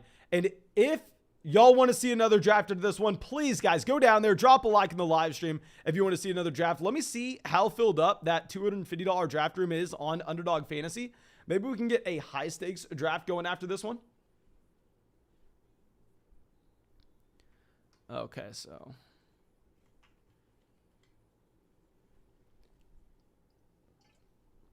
obviously, after we take Gesicki, we are hoping that we get some more tight ends off the board. Kevin coming out, thank you, my friend, says, hey, Mason, Robert Woods and Dameon Pierce or Hollywood Brown.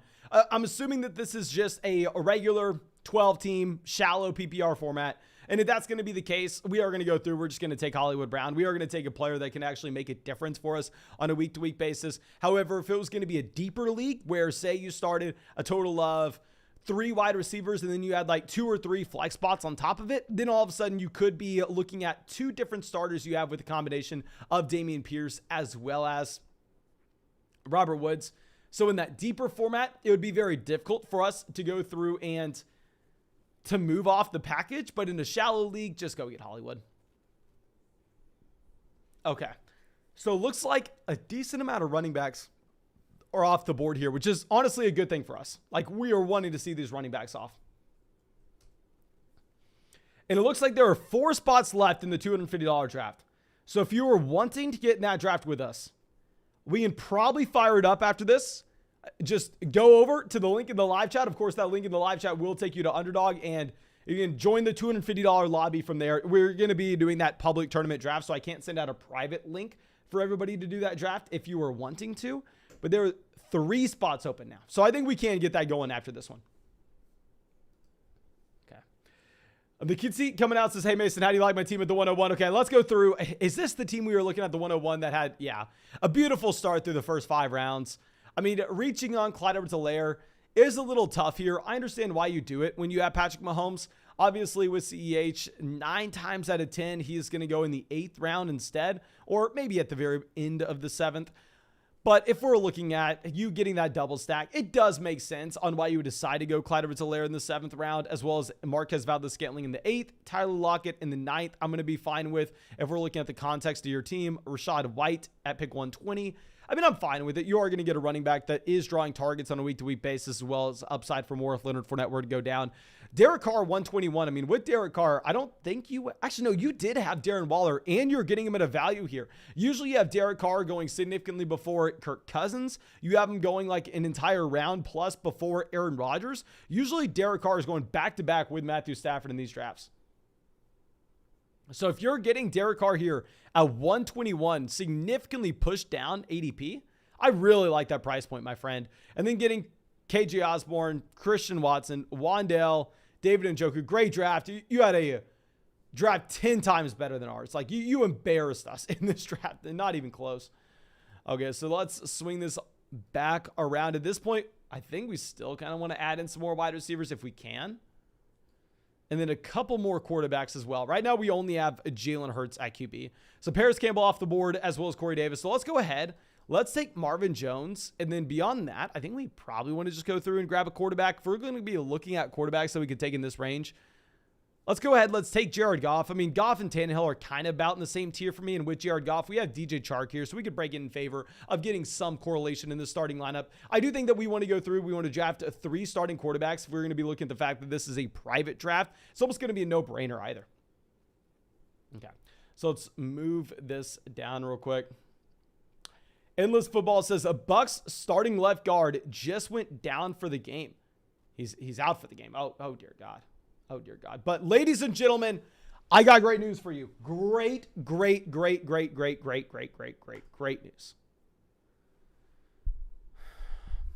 The $250 draft lobby filled. Not only did it fill, but we are not having to deal with this trash giving me a headache. Pick 112. Get me out of pick 12. Do not give me this mess anymore.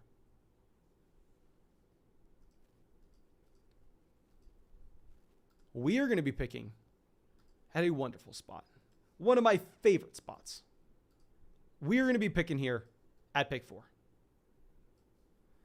Beautiful place to be. Let's go through, see if we recognize anybody. Scissors in this draft with us, and Scissors is at 12. That's going to be hilarious. Deezonators has to deal with a pick 11 as well. Chi-Town True, I believe that Sam is sitting there at pick 6 with us. Oh, it's going to be a fun one. Fantasy Football Dog Pounce is happy drafting, Mason. Happy drafting, my friend. Thank you for always coming out. Colin West. Okay, Scissors, if anybody is saying anything, I can't keep up with the entire chat. If anybody's saying anything racist, if anybody's bickering around with each other, please feel free to ban them. I don't know if you want that pressure on you, Scissors, but if you could look at that, that would be a massive help. And Bobcat says, would you ever do a drinking stream? We've done back-to-back drinking streams on my birthday, but it is a pretty tough job, guys. I know, like, oh, boo-hoo, Mason. Oh, my gosh. Are you kidding me? Are you getting us Jonathan Taylor here at pick 4? Lock it in. JT pick 4. Perfect way to start this off. Perfect way to start this off. Teresa says, Mason, I can help you moderate. Thank you, Teresa. Let me go through and make you a moderator real quick. I know you've been out here every single stream for like a year. Thank you so much. But yeah, we're going to go Jonathan Taylor, pick 4. I mean, here with Taylor, this is a no-brainer selection. I think people are overthinking it if they decide to go. I don't even want to. Do you need any analysis with this? Do I need to talk about this? Let's go through. Let's put Jonathan Taylor at 4. And going back to what I was answering with the drinking live streams, guys, I live stream every single night for like 200 days. I know it's the... I shouldn't be complaining. And trust me, I'm not complaining. I wouldn't do it if I didn't love it. But it is physically and mentally exhausting and draining to go through and talk nonstop and do these live streams nonstop every single night. So, like, whenever we're doing this, I just can't drink. Like, not even off the live stream, I can't do it at all. Like, I'm probably not going to drink for the next 200 days as I go through and live stream every single day because I need to be as well rested as I possibly can. So, it looks like this will be a room that really does go through and push up the wide receiver position when you have Stephon Diggs going here at 6 as well. Austin Eckler off the board at 7. I wonder if that was an auto draft because it did take quite a while for us to actually fill this draft room. I was sitting in this draft room kind of patiently waiting since, honestly, before that last draft. So there may be some people out here in this draft room that entered in about an hour ago, left the lobby, left their phone on the couch or something and went outside. I don't know. We may be dealing with some auto drafters here, which I will have no complaints. If people start auto drafting, start ruining teams and donating their $250, by all means, be my guest. Be my guest. Devontae Adams going off the board here, 9. So yeah, it's what I'm saying. I think that this is going to end up being a wide receiver heavy draft. Okay. So now let's go through. Move this around. Travis Kelce, and let's see what Scissors does. He goes Joe Mixon here at 12 and Najee Harris at 13. Okay, so he's going with that running back start here. Very interesting. He decides to pass on CeeDee Lamb. CeeDee Lamb's still falling a bit. Like, how funny would it be if we got like Jonathan Taylor and Lamb? How funny would that be? Lamb goes pick 16, so that team is able to go through. They're able to go back-to-back wide receivers there. Let's swing this back around. Honestly, guys, and I know this is very boring analysis, but this is that $250 tournament draft on Underdog. So we do have to think about the other teams that are in this contest with us, like all the teams that have been entered. And if we are keeping that in the back of our minds, very few of those teams are going to have the opportunity to take Jonathan Taylor at pick 4, to have Jonathan Taylor fall this far to them. So I think if we want to maximize the uniqueness of this build, what we have to do in the second round, regardless of who the player is, I feel like we almost just have to take that player that's sitting at the top of ADP because it's going to be such a rare combo, even if I don't like Javonte Williams here that much, to be able to have the combination of Jonathan Taylor and Javonte Williams through the first 2. But here we will take, let's take Mike Evans.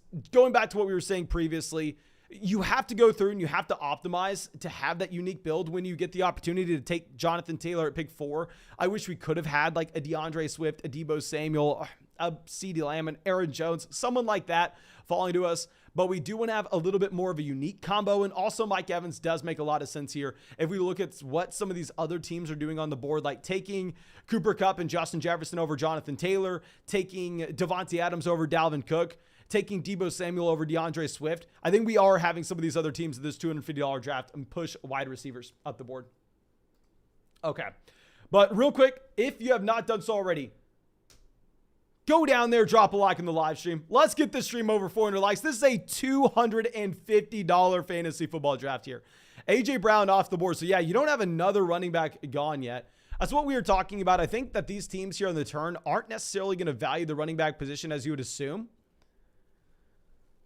Yeah, DJ Moore goes pick 26. So we are going to get a running back here, whether that's Leonard Fournette or Nick Chubb. I actually have Nick Chubb ranked above Leonard Fournette in our rankings, but if we're going to be looking at the ability to take Leonard Fournette and Mike Evans on the same build alongside Jonathan Taylor, I think it is going to be a very unique team. We are going to get some correlation in that Tampa Bay Buccaneers offense.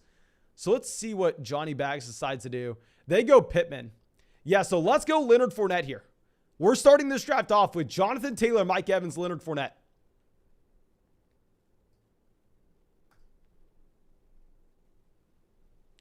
Easy, easy, easy. Now, of course, we are going to be looking for Brady later on. The issue is 7th round Brady is going to be a significant reach. Like, we can't take Tom Brady in the 7th round. What we really want to see is we want to see Tom Brady at 93. Give us Brady at 93, but Nick Chubb picked 29, directly followed by Keenan Allen, Mike Williams. But this is what you're going to find in these high-stakes drafts on Underdog. Of course, it's going to be a little bit different because you have to start 3 wide receivers. At the same time, it is going to be best ball, so you are incentivized to push wide receivers up boards. But you're going to find that these high-stakes drafters are taking a DJ Moore. They're just pushing wide receivers up at the beginning of drafts. This is how we found ourselves another $250 draft in a position where we drafted 1 wide receiver through the first 8 rounds, and he was Kadarius Toney in the 7th. That is how we found ourselves in that position in the other draft. Ended up having to ruin our draft because of it. It is a very scary thing. But here on the other side of the draft, look at this dichotomy. You have multiple teams going with no wide receivers through the first 3 rounds compared to what you have with those teams at the beginning going no running backs through the first 3 rounds. So let's see how this plays out in the end. Scissor says, I hate 12. I hate it. I'm right there with you, my friend. Okay. So now Hollywood going 40. So that team's just going all in with the wide receiver position. Gabriel Davis, 42. I honestly think that these teams here on the turn, like it picks 46, 47, they're going to continue to pass on running backs. Like if they were to have the opportunity to take Cam Akers, I would be very surprised if they ended up taking Cam Akers at pick 45. So I can guarantee you that we're probably not going to take Akers at that selection, just knowing that we should probably have a decent shot to get him on the way back around in the 5th.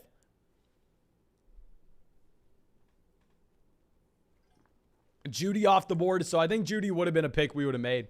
Juju Smith-Schuster gone. So we are going to take Deontay Johnson.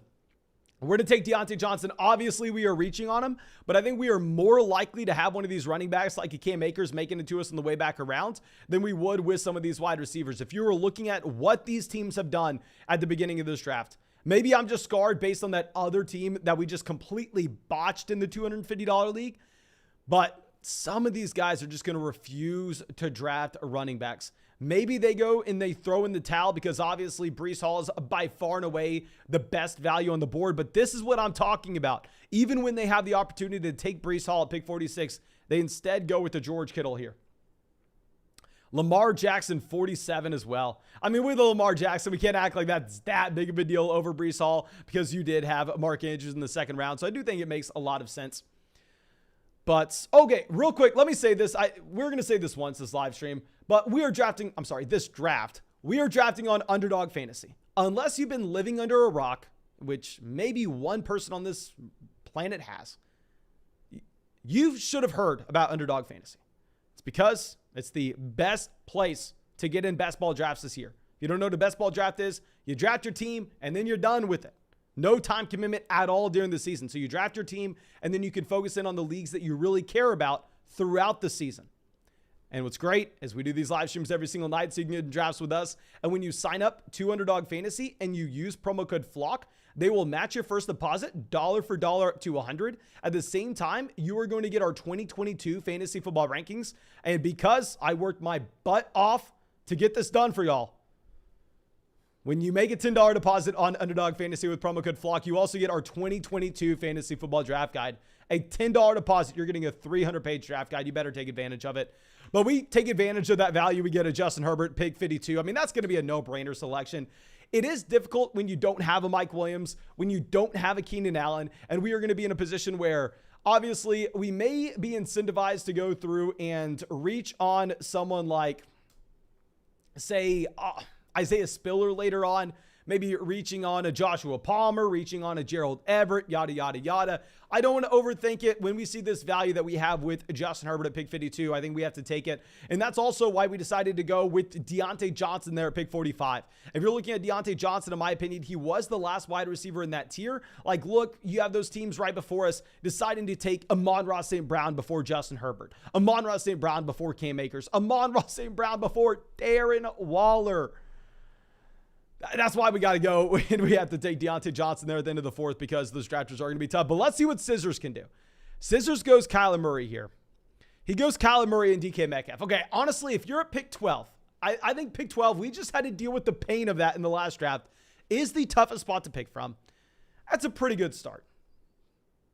Like, let me see if we would have changed anything from Scissors' point of view. I mean, Mixon, Najee through the first 2 rounds. I don't think you can complain about that for a second. Jalen Waddle, Allen Robinson. I mean, that pick 37, you are in no man's land. What I will say is Josh Allen seems pretty intriguing. Compared to just that group of wide receivers, that's a one flat tier. Maybe Allen there at 37 could have been a call, but look at what these teams are doing now. Adam Thielen, Brandon Ayuk going significantly before ADP. Those wide receivers going before Jalen Hurts. Dear God.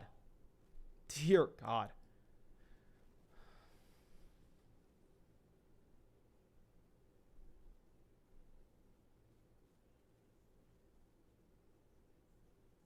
Trey Lance off the board, 66. David Montgomery off 65. Okay, Sam on the clock. So far, Sam's pulled DeAndre Swift, Cam Akers. Okay, he goes Elijah Moore. Elijah Moore was going to be someone we took. Diggs, Keenan Allen, Jerry Judy, and Elijah Moore. At this point, what are we doing? Allen Lazard gone. Based on what these other teams are... he's fallen 7 picks. Do we just friggin' take A.J. Dillon here? Let's take A.J. Dillon. A lot of these wide receivers on the way back round are going to be the same for us, whether that's a DeAndre Hopkins, a Devonta Smith, versus a Drake London we would have taken here. Let's take A.J. Dillon. I'm not even a massive fan of this Dillon value, but I haven't found myself drafting him a ton because he has an ADP at pick 62. Sometimes he goes before David Montgomery. So if we're going to get him at 69, let's take the pick. It will give us an opportunity to have that unique build. But Tommy coming out, thank you, my friend, says, drafted in a family league. Do I trade David Montgomery and Jalen Waddle for Dalvin Cook and Alexander Madison? My wide receivers are Justin Jefferson, Hunter Renfrow, Chris Godwin, Garrett Wilson, and we also have Mark Andrews. I would say if this is a very shallow format, yes, go through and just trade David Montgomery and Jalen Waddle for Dalvin Cook. Don't even care too much about picking up Alexander Madison on the end of it. But if it's going to be that shallow format, it just does make so much sense to go and actually get that elite level stud that can make a difference for you when you have the opportunity to, because you can always backfill that depth off the waiver wire. Okay. So after we take A.J. Dillon, pick 69, you do have Amari, you do have Drake London off the board. Those are two wide receivers that, in my opinion, were going to be the best guys available. But at this point, I think that we probably want to, like, see, deep down, I just want to hammer in Jacobs here. I want to hammer in Jacobs. Devonta Smith off. If this team takes DeAndre Hopkins, I mean, they're going to make life easy for us. We're going to go with one of Jacobs or DeAndre Hopkins. Let's see what this team does. And Johnny Bags, they go Joe Burrow. They've taken a total of 0 running backs so far. Hell, I mean, we have Mike Evans and Deontay Johnson right now. We're not sitting in a perfect situation when it comes to the wide receiver position.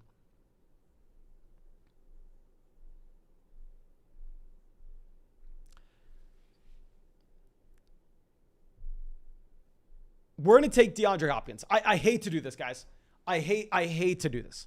To pass on Josh Jacobs in the 7th round does seem so damn tough. Like, to be completely honest with you, I've drafted a decent amount of Josh Jacobs in the 6th round. I've drafted a decent amount of DeAndre Hopkins in the 6th round.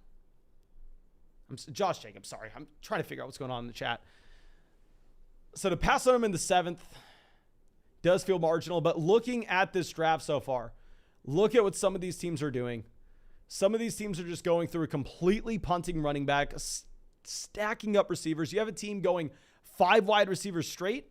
You have another team that's gone with 0 running backs through the first 7 rounds. So let's see what receivers versus running backs would have made it back to us on the way back around, and we can then try to figure out if we made the right decision or not.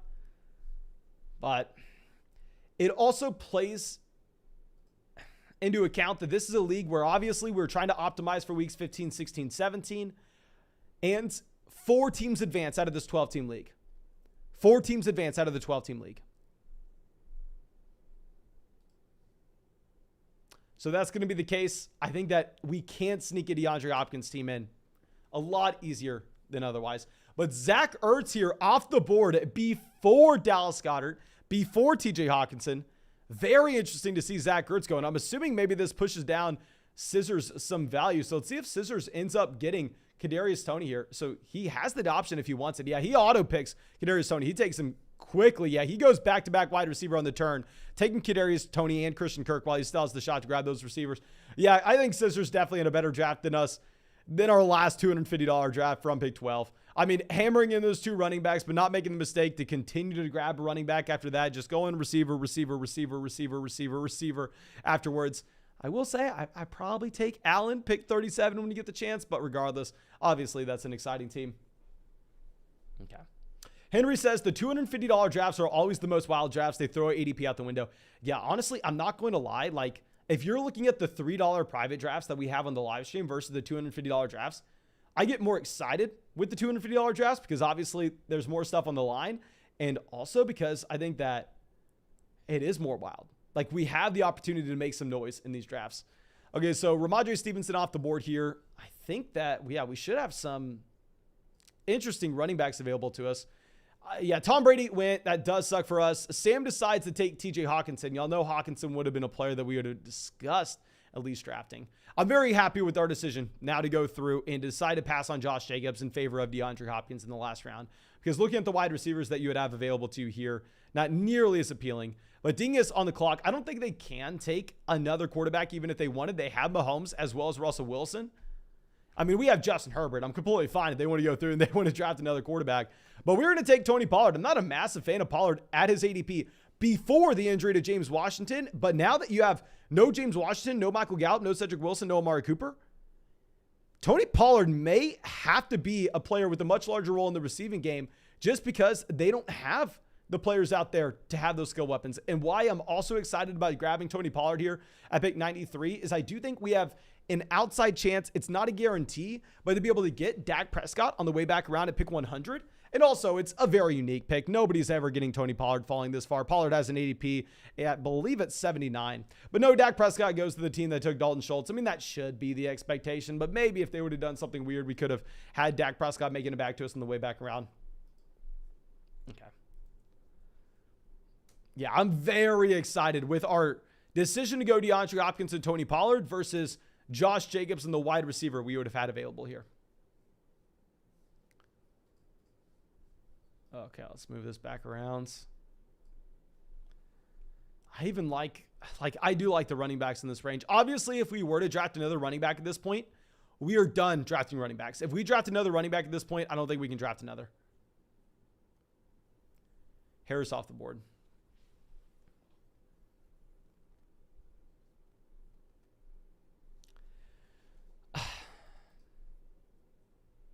It is so tough. It is so tough. Of course, I'm just doing this because of the format. I like a lot of the running backs in that range, but I feel like we have to go through. We have to take Tyler Lockett. He's the last wide receiver in this tier. If you're looking at some of these teams on the end, like that team from the 9 spot still is yet to draft a running back. I think that we are going to have nice running back values we can take advantage of later on still. And at the same time, we're not necessarily sacrificing too much upside with this call. Okay, but yeah, let's go Lockett at 100. It looks like the majority of people in the chat wanted us to go Tyler Lockett as well, so that's going to be fine. Okay. Gibson finally off the board, 102. What do y'all think about Antonio Gibson at 102? Because I will be honest with you, I've been buying the dip on Antonio Gibson. I made a video saying I will never be able to tell y'all to go out there and draft Antonio Gibson because I could easily see how this could crash and burn. At the same time, I can't tell you to 100% avoid Antonio Gibson because we can at the same time see the elite level ceiling that he may have. Like there's an extremely wide range of outcomes on Antonio Gibson that he may end up just getting benched altogether. But with his athletic profile, he could be an elite level RB if he could finally piece it together. Looks like he's trending in the wrong direction. Antonio Gibson a long time ago was being drafted at the 5-6 turn in these drafts. And I'm saying this offseason. Of course, last offseason, Antonio Gibson was going near the end of round 1, the beginning of round 2. Okay, so Scissors decides to go Russell Gage here, 108. That's what I did in that other draft where we were stuck at pick 12, kind of stuck in no man's land. But we ended up taking Tom Brady, I believe at pick 85. And then we took Russell Gage and Julio Jones there on the turn. We just had to reach on him because there was no chance that they ended up making it back to us, and we were desperate for receivers. But let me go through and show off this entire draft board to everybody. And, of course, if you are new to the live stream and you're just now seeing this draft board, that means you maybe haven't dropped a like on the live stream. So please fix your life. Go down there, drop a like on the stream. If you want another draft after this, drop that like. If we hit 500 likes in the live stream, we will go ahead and we'll fire up another one. But now, interesting that you're getting some quarterbacks that very rarely would you expect to go off in this range, like a Justin Fields and a Tua Tagovailoa off the board. When you had massive quarterback values in this draft, like you had round 5 Herbert, you had round 4 Josh Allen, guys that you never see in that price point. So Tyler Boyd gone. Like, what was the report with Singletary?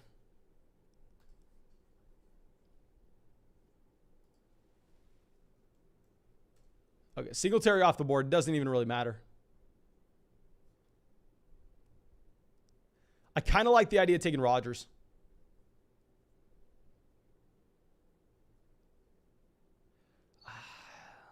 Let's think. We're going to take Rodgers here. I think we have some easy stacking options later on. Rondale Moore goes at 118, and a lot of these wide receivers are the same. Like the wide receiver that I would want here, I don't know if the other people in this draft want. Jahan Dotson goes 119. I think we made the right call. We made the right call. Would be great for us to see Kirk Cousins off the board. And we do have Aaron Rodgers, A.J. Dillon on the same team. Technically, there may be some correlation. In reality, I doubt that's the case. I'm not drafting Aaron Rodgers here because we have A.J. Dillon. I just like the value with Aaron Rodgers at 117. I'm reading Aaron Rodgers behind Tua Tagovailoa. Jalen Tolbert off the board, great. Tolbert's not going to be a guy that I'm looking at. His team on the clock, they're 3 running backs: CMC, Breece Hall, Dameon Pierce. Team after that, Dobbins, Elijah Mitchell, Penny. Team after that, Miles Sanders, Damian Harris. If Julio Jones going 121, at what point do we take Claypool? Do we just try to catch the falling knife here and take Chase Claypool 124? Is that something we look to do? Daryl Henderson off the board. Who do you want? My guy that I was thinking about was Garrett Wilson. I'm going to throw him up here, but you tell me who you want ASAP. We're going with what the chat wants. We made the right call. We made the right call with Aaron Rodgers. Actually, a lot of people are saying Joshua Palmer. Guys, I completely forgot that we had Justin Herbert.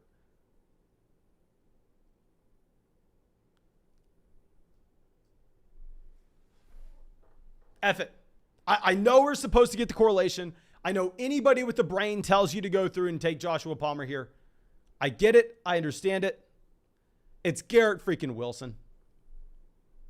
It's Garrett freaking Wilson. We have a lot of people in the chat saying it as well. Thank you to the people in the chat who mentioned Joshua Palmer just so they could go out there and they could remind me what a smart person would do.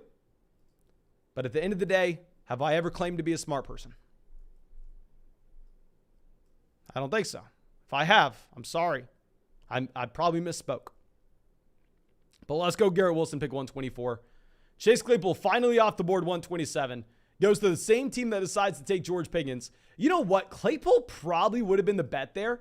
Because obviously if you take Claypool, you are getting access to a player in a range of a draft that not many people have him in when he has an ADP of 108. And at the same time, we did take Deontay Johnson. So we could have had that correlation with that Pittsburgh Steelers offense. We could have made that concentrated bet. So maybe Claypool was the right way to go. I don't know. I love me some round 11 Garrett Wilson, even if it's a horrible situation.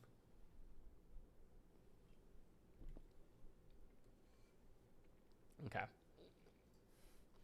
Michael Gallup off the board, 131. Gallup would have been a wide receiver we were looking at on the way back around at 141. Let's see what Scissors decides to do. He hasn't taken a running back in a very long time.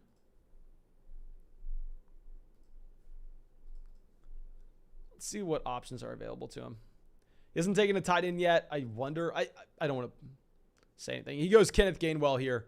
This is his third running back. Pair up with Mixon and Najee Harris. And then he goes Albert O as his first tight end. Yeah, Scissors in the chat a while ago did say that he has some pretty strong takes on Albert O, that he thinks Albert O is going to be a top 8 tight end this year. Miguel Johnson coming out says, I love the stream, man. Keep it up. Thank you so much, my friend. I genuinely appreciate it. I hope y'all are enjoying these live streams as much as I'm recording them every single night.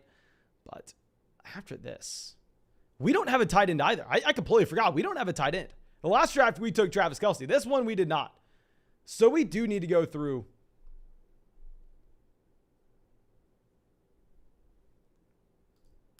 We do need to look to possibly take a tight end in this range now that you have Joshua Palmer off the board.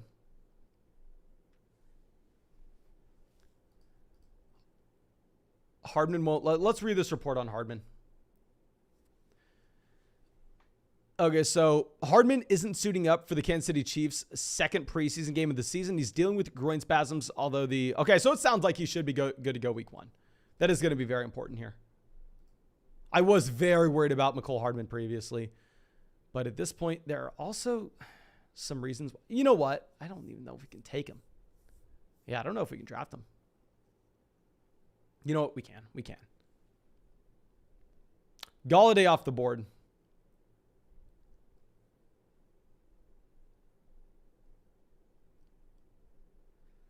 I'm assuming that.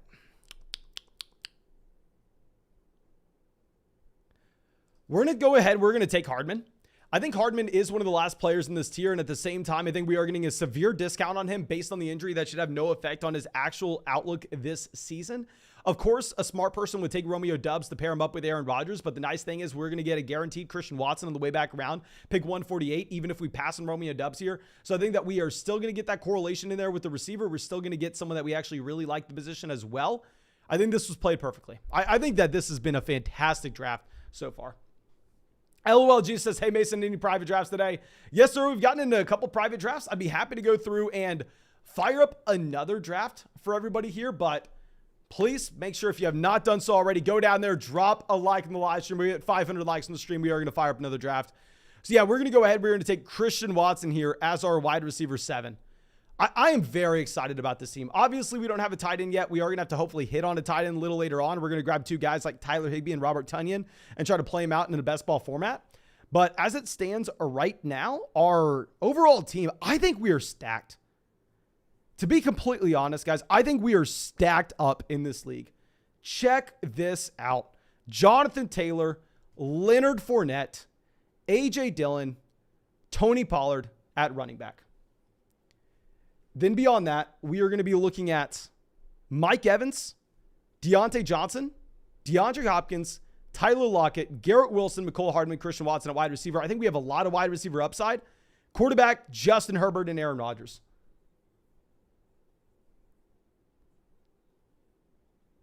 God, this is fun. This is very fun.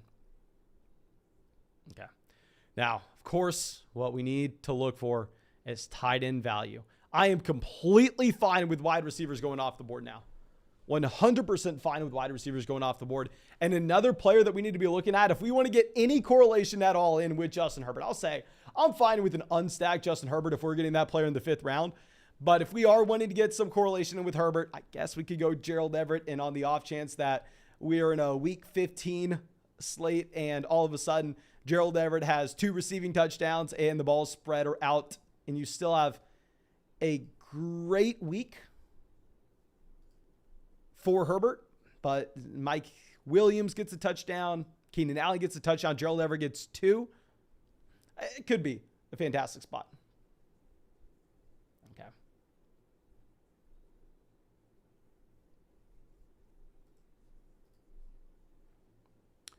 Johnny coming out says, I hope you are well, brother, and what a nice draft. Thank you, my friend. I appreciate you. Appreciate you.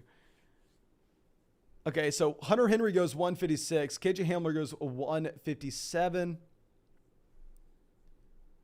Really like what Scissors does there on the turn. I'm surprised that Hamler's not going higher than 157. Like, if you looked at where KJ Hamler was being drafted before the Tim Patrick injury, KJ Hamler was definitely going behind this, of course. But it wasn't that late. Like, KJ Hamler was a player that was going, 16th round? So Tim Patrick going down, which clearly changed the entire equation on KJ Hamler. You're now having to pay a 2-round premium. I think that's a great pick. Now let's move this back around. Obviously, we're wanting Matt Ryan off the board. And this is how we had queued up for what we want right now. We have 0 tight ends. Even if we love the Jamal Williams value, even if we love the Robbie Anderson value, it's very difficult for us to go in that direction. Alec Pierce gone. I think we are going to get one of these tight ends.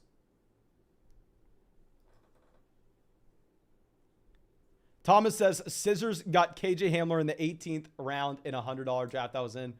That is pretty exciting. That is pretty exciting. We do have a decent amount of drafts with pretty cheap KJ Hamler. And between these tight ends, even if I like David Njoku the best out of all of them, with this build, when we take Justin Herbert, they're close enough where you have to take Gerald Everett. Like, we legitimately have to take Gerald Everett. We have no option. And then we are still going to want one of these tight ends on the way back around. Like, I think even if we don't get a David Njoku with Tyler Higbee, we may end up having to take a Noah Fant instead. See, we have a couple more quarterbacks going off the board. That's great for us when we already have taken Justin Herbert and Aaron Rodgers.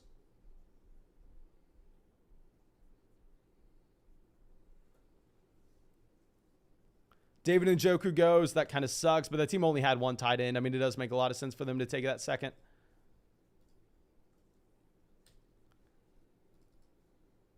Yeah, and their one tight end was Dalton Schultz. They had the same bye week, but I'm not too concerned about drafting tight end the same bye week. This team on the clock already has the combination of Andrews and Freiermuth, so I would be very, very surprised if they decided to grab another guy.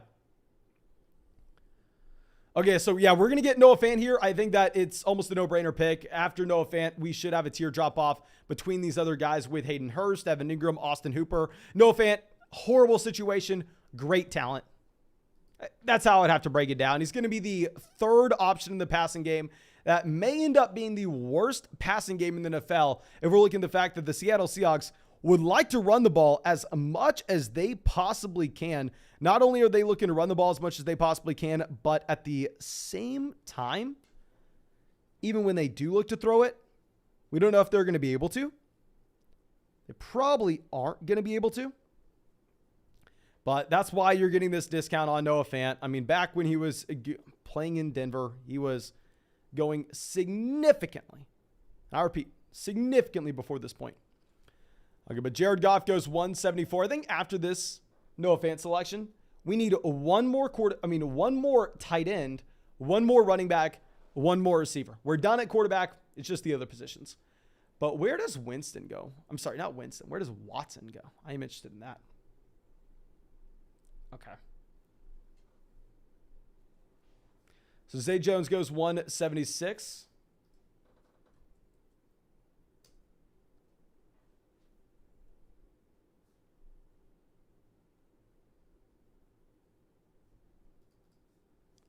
Let's move this back around.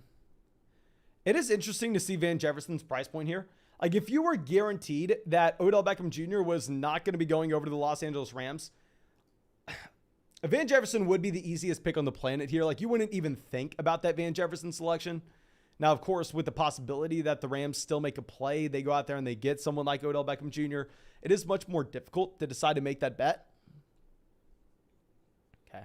I love this team, guys. I think this is one of the best teams we've drafted. In terms of the $250 drafts, this is one of the best ones we've done. Like, if we were going to have a $250 draft go off, I think this would be it. Let me pull up my phone, see if I can find any other ones that we are in love with. We move this back down as well. Scissors decides to go Zamir White there, pick 180.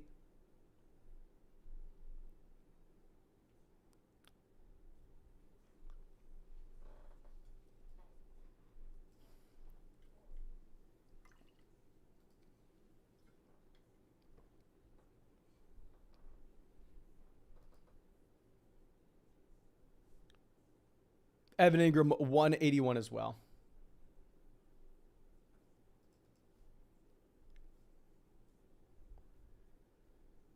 We are going to be put in a tough spot at tight end. There's one guy that I like in the 18th round, but I don't know if we're going to be guaranteed to get him.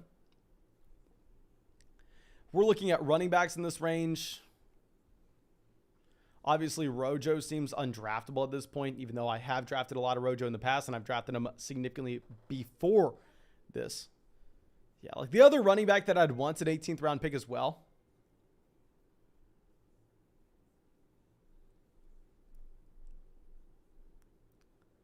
Let's move this over.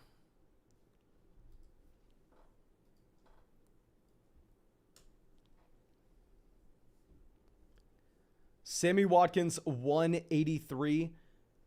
Taysom Hill off the board. Has something happened in Jacksonville and reporting maybe, is it that Zay Jones looks that good that's why Marvin Jones is falling down boards? Because I have noticed Marvin Jones falling a lot as of late.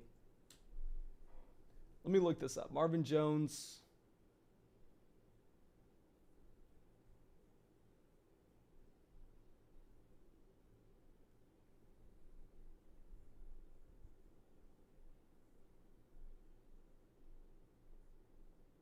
Yeah, I haven't really seen any reports coming out of Jacksonville regarding the receivers. Let me know if I'm missing something, guys. This would be important. J.D. McKissic was a very easy pick for us if he fell to 189. Now that he's not there, it's going to be a lot more difficult for us to decide to go through and for us to decide to grab that running back at this point.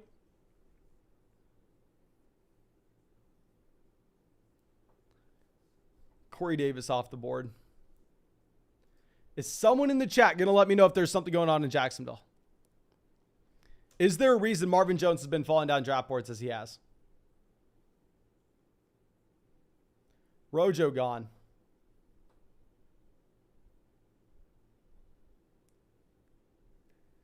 A lot of people saying they haven't heard any news. So I think we go through. I think we probably draft Marvin Jones as our wide receiver 8. Like Will Fuller, someone I like.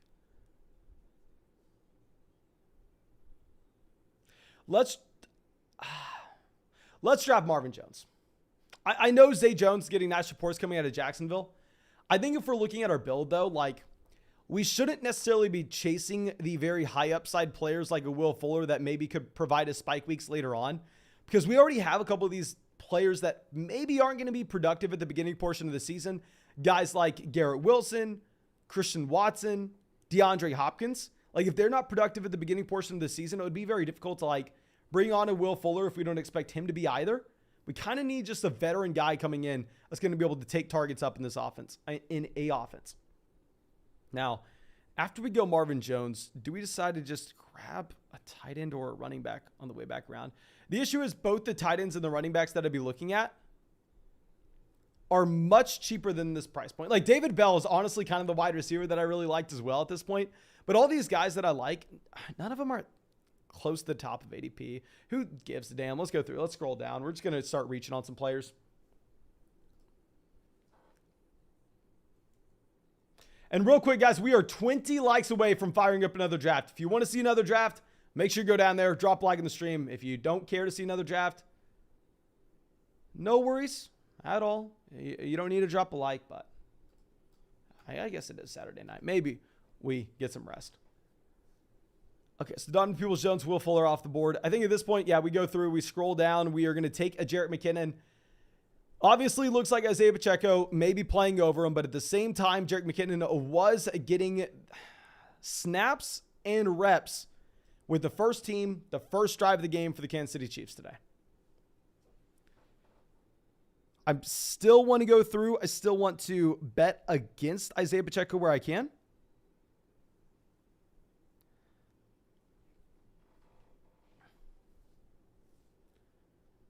I don't know. This could be a wasted pick.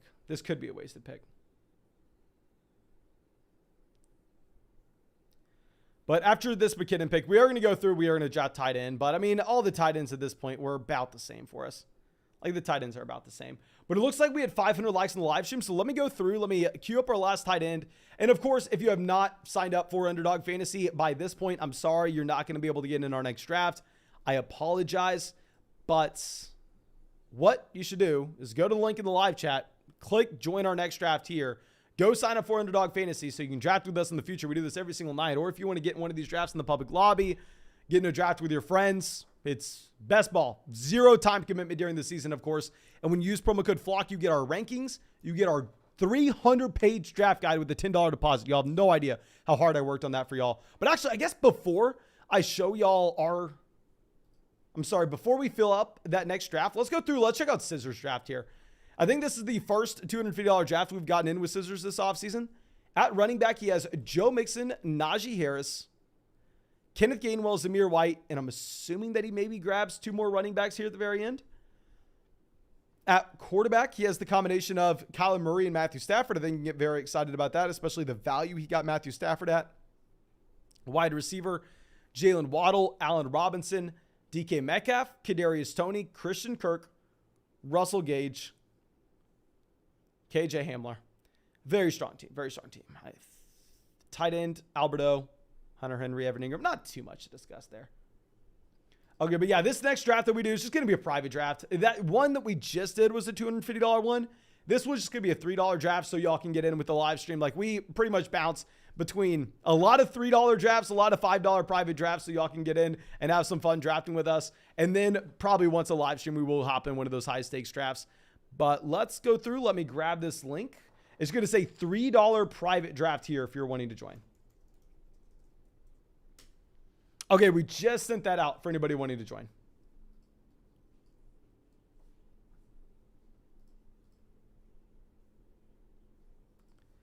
And that, of course, got filled almost immediately. Let's scroll this back around. And we're at the 104, back-to-back drafts at the 104. Obviously, I think we should be pretty damn excited about this draft slot in particular. Yeah, this is going to be a good spot to be in. Now, I doubt we end up getting Jonathan Taylor on the way back around, but let me pull up that last draft that we had. Like, that was such an exciting team. That last draft, let me remind y'all, we started that team off with Jonathan Taylor at pick 4. That team had at quarterback one of the best quarterback rooms in the league, Herbert and Aaron Rodgers. Running back, we had Jonathan Taylor, Leonard Fournette, A.J. Dillon, Tony Pollard, Jarrett McKinnon. I think a very strong room at running back. And then beyond that, wide receiver, Mike Evans, Deontay Johnson, DeAndre Hopkins, Tyler Lockett, Garrett Wilson, McCole Hardman, Christian Watson, Marvin Jones, and a tight end, Gerald Everett, Noah Fant, Mo Alley-Cox. Of course, we're needing one of those tight ends to break out, but hell, I mean, Gerald Everett is our stack up with Justin Herbert, so I'm assuming. Maybe it does happen. Maybe it happens. Okay. But now let's see what Texan fan decides to do. He goes Jonathan Taylor there, pick 1. Endless Football says he's in this draft, and then also asks, why am I always in at the 110, 111, 112? Oh, that is brutal, brutal, brutal.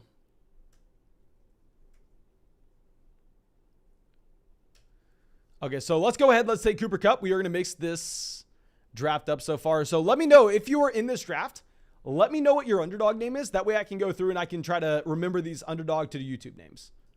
It would be easy if they were all the same. It would definitely make life easier on us. But let me know, guys. Let me know.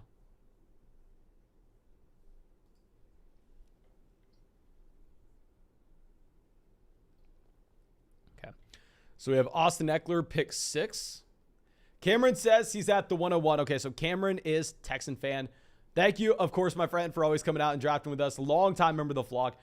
Cameron, I'm also going to go through and I'm going to make you a moderator. So if you see any craziness in the chat, I trust you. Get that sorted out for us. I trust you. Get that sorted out for us. Okay. Ben says he's at pick 6. Okay, so Ben is Spizzerilli. Or Spizzery.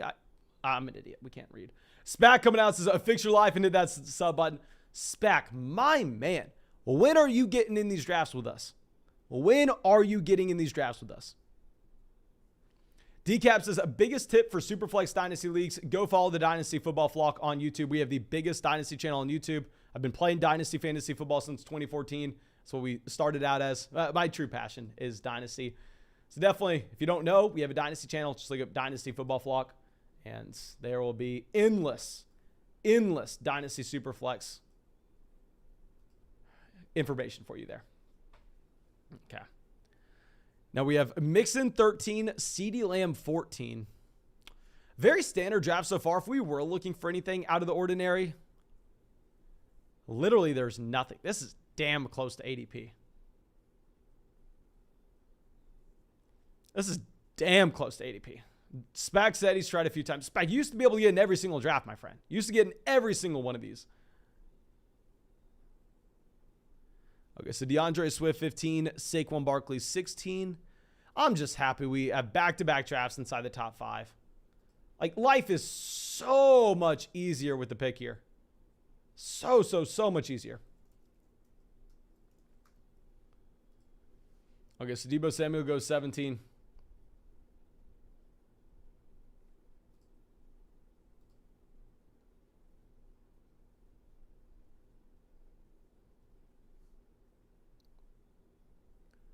Kamara.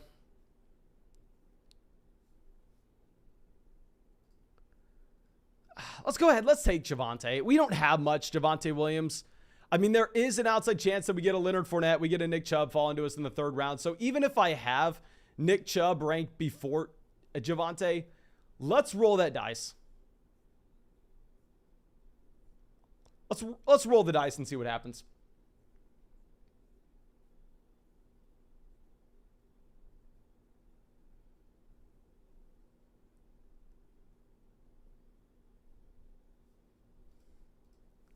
Nick Chubb ends up going pick 25, so we aren't going to get him. Tyreek Hill going before Mike Evans. I don't see that very often. That does stand out.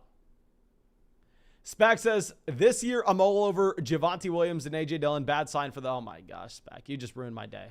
You should have told me that before we drafted Javonte Williams. And then here we are, you know what? Let's mix it up. Let's go Kyle Pitts. Let's get some more Kyle Pitts in my life.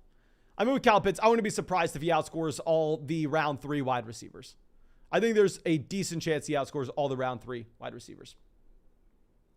Ponsky says, does the Underdog app work in Hawaii? I do not think it does. I think the states Underdog does not work in, Michigan, Louisiana, and it's not that the app doesn't work in. It's obviously different states have different laws when it comes to DFS, sports betting, yada, yada, yada, what's classified as what. And Underdog's completely regulated, so it's not going to be some like crypto BS. But the states that Underdog, I believe, does not operate in, there may be 1 or 2 more that I'm missing out on. Michigan, Louisiana, Hawaii, Nevada, Washington, Connecticut. I'm not sure about Connecticut. It does do Canada, but not Ontario, Canada. I think Ontario, Canada has their own like little DFS sports betting thing that they're doing. Could be mistaken. Okay. So now DJ Moore going pick 33.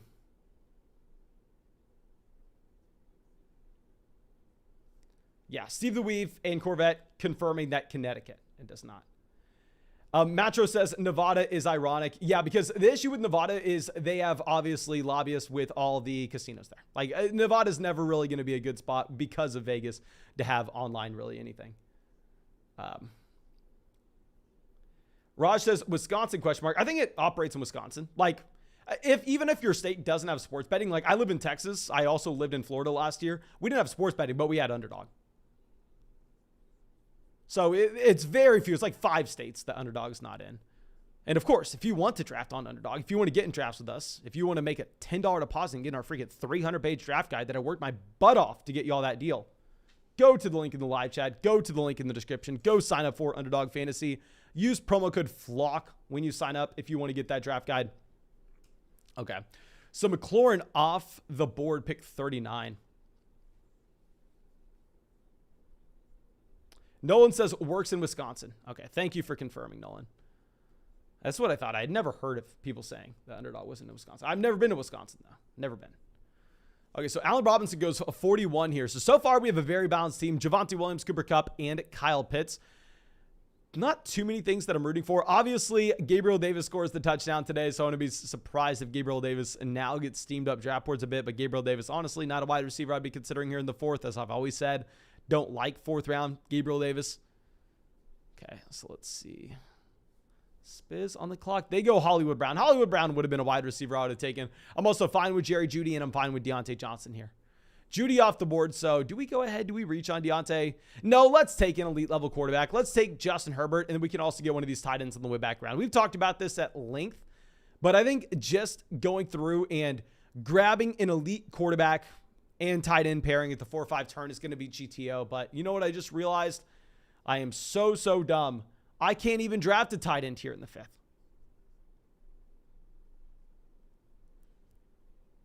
I can't even draft a tight end in the 5th round. We already took Kyle Pitts in the 3rd. I'm still fine with my Justin Herbert pick.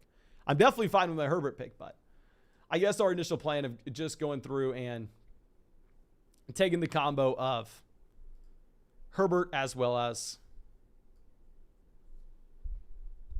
Waller, not going to be working out for us.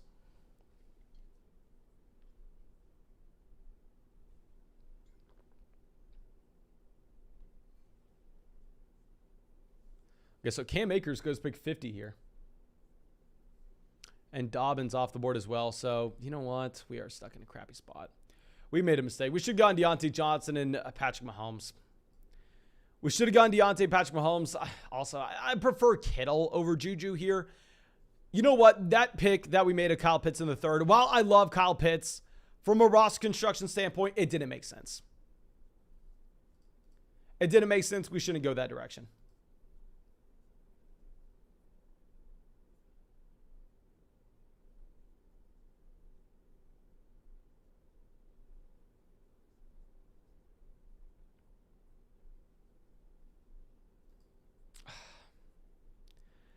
God, how did y'all let me do that? I blame this on y'all.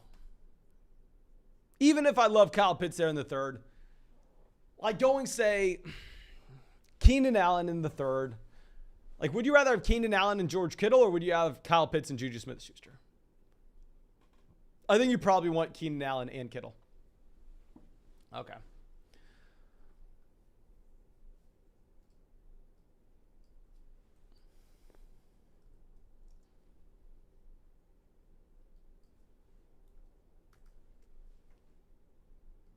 So Metcalf goes. A.J. Dillon goes to pick 56. I think in our last draft, that $250 draft, we got Dillon at pick 69, right? I think we had A.J. Dillon pick 69 in that last draft.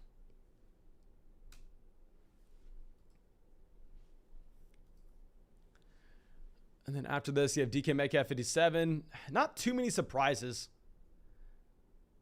Akers does have a very wide range of outcomes on where you actually see Cam Akers go in the majority of these drafts.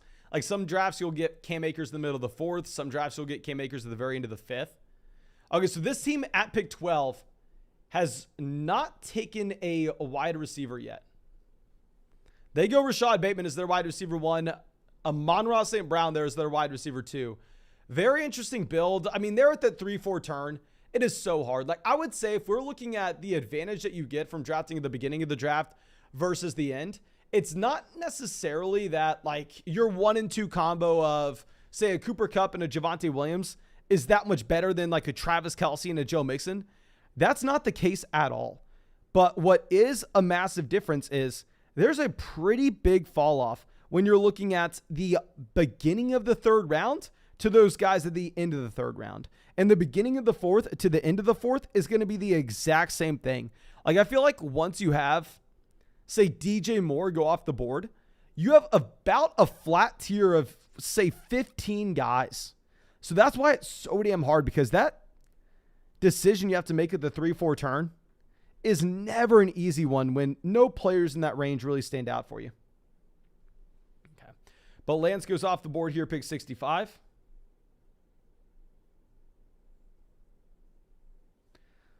Let's move this down.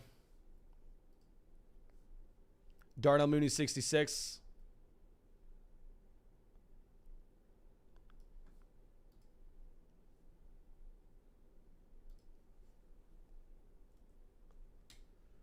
Elijah Mitchell off the board. If we get David Montgomery, I take David Montgomery in a freaking heartbeat. But this team right before us does not have a running back. They go Adam Thielen still. Yeah, we're going to take David Montgomery here. I don't think twice about it.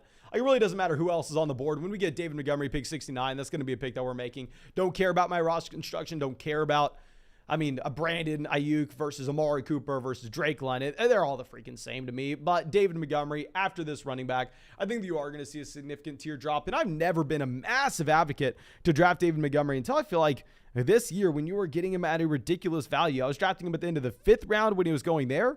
And now if he's going to be going at the end of the 6th round, I'll be drafting him at the end of the 6th just as often. Okay.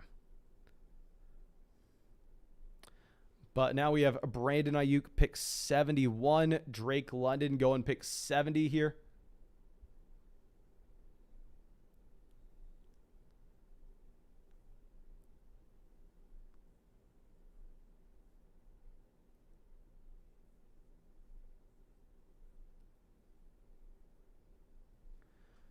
Now, after this,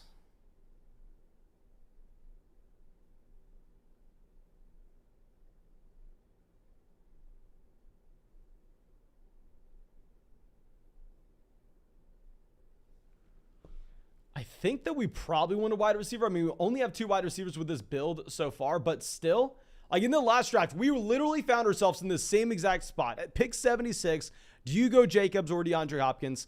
In that last draft, I think because we were supposed to be optimizing for weeks 15, 16, 17, and at the same time, we were in that draft room where people were just moving up those wide receivers aggressively, we ended up going with the DeAndre Hopkins. But no, here, when we get Josh Jacobs in the 7th round, I think that it's actually going to be much better for this format in this league settings in general to go through and take a Josh Jacobs at pick 76. I don't think it's going to be even a thought that we have either. Josiah coming out says, yo, Flock, I am Jay Fresh in the draft with you. How's my team looking? Okay, let's go through. Let's check out Josiah real quick. So let's see. What pick is this? Okay, so pick 7. Stephon Diggs, Aaron Jones, Josh Allen. This was a start that I was very excited about like a month ago, 2 months ago. But that was back when we had to say go through and draft Patrick Mahomes at the beginning of the 4th round, or Justin Herbert near the end of the 3rd, the beginning of the 4th. Like when we had to go through and when we had to reach on individual quarterbacks and you never had those values making it back to you in the 5th. But now when we're looking at the 5th round values that you could potentially have with a Lamar Jackson, a Patrick Mahomes falling to you in that range, I do have a hard time paying the price on a Josh Allen in the 3rd round. Now what I'll say is, hell, clearly it worked out for you here when you didn't have one of those quarterbacks coming back around to you in the 5th. So grabbing Josh Allen there was probably optimal. You get Ezekiel Elliott behind his ADP as well. Chris Godwin, Darnell Mooney, Christian Kirk for your next 3 receivers. I like the team. I like the team overall. I was just saying that usually it used to be a smash. Like if you had Josh Allen falling to the middle of the 3rd on a Stephon Diggs build, you took it and ran.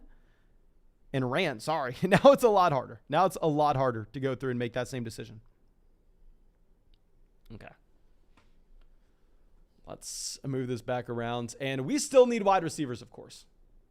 We're still in the wide receiver market. Right now, we only have, Cooper Kupp and Juju Smith-Schuster. Kupp's going to hold down the fort for us. We can be sure about that, but we would like some depth in here as well.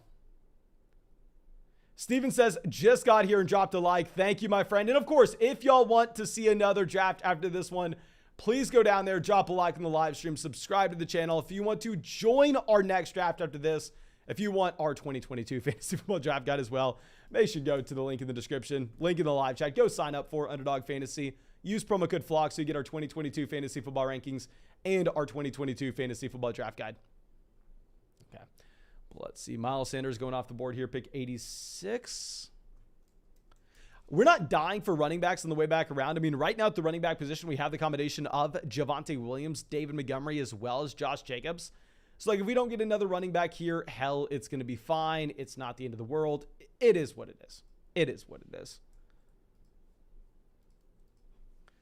Dak Prescott goes 88. If we were to take a Tom Brady, I think Tom Brady would be a fine pick in that we could easily get Russell Gage. We could easily get Julio Jones. We could get Rachaad White. We could get Cameron Brate all later on. It's not like we're necessarily boxed out of the players in Tampa.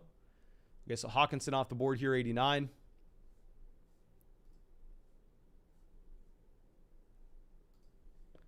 Size is closing in on 80K, Mason. Yes, we are. I think by probably Monday. Let me see. Monday or Tuesday we'll be at 80K. And I'll say it's going to be close if we hit 90,000. I think we have 18 days to hit 90,000. I think we set that goal like right where it should be set, where it's going to be a very tough task to get there, but at the same time, it's still possible. We're going to go ahead. We're going to take Tom Brady. We're going to lock in that second elite quarterback. You shouldn't do this in a regular fantasy football league. I mean, when you have to submit your starting lineup every single week, because of course, it's going to be impossible to know who's going to be more productive between Herbert or Brady. And you're probably just going to throw Herbert out there every single week. But in a best ball format, it will make a lot of sense to go through and just grab Tom Brady, pick 93. Because we should guarantee ourselves elite level quarterback play every single week. And as we already discussed, I think we're going to be completely fine finding some of that Tampa Bay Buccaneers value later on. Steve the Weave says, don't take Brady. Come on, man. Did you? Okay, you had Leonard Fournette. Is that it? You just wanted Brady because you had Leonard Fournette? Or maybe you legitimately just thought I shouldn't take Tom Brady. The issue with not taking Tom Brady there is like, who else do I freaking take? You know what I mean? Like, it's such a flat tier of guys that it's hard to get excited about anybody in this range. But I would say maybe we have an obligation to go wide receiver. We definitely have to go wide receiver. Whether that's Marquez Valdes-Scantling, Robert Woods, I'm going to be fine with either one.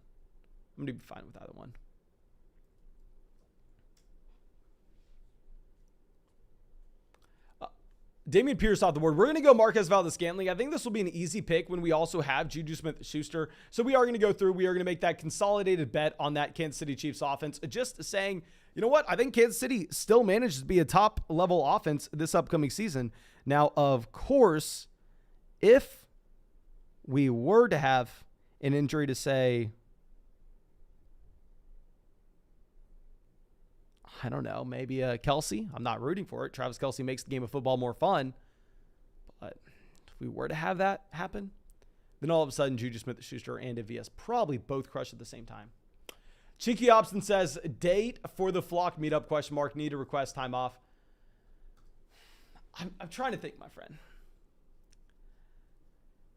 let's see how many people in this chat right now. The thing is, we may be better off with the Fantasy Flock meetup like a Sunday during the season.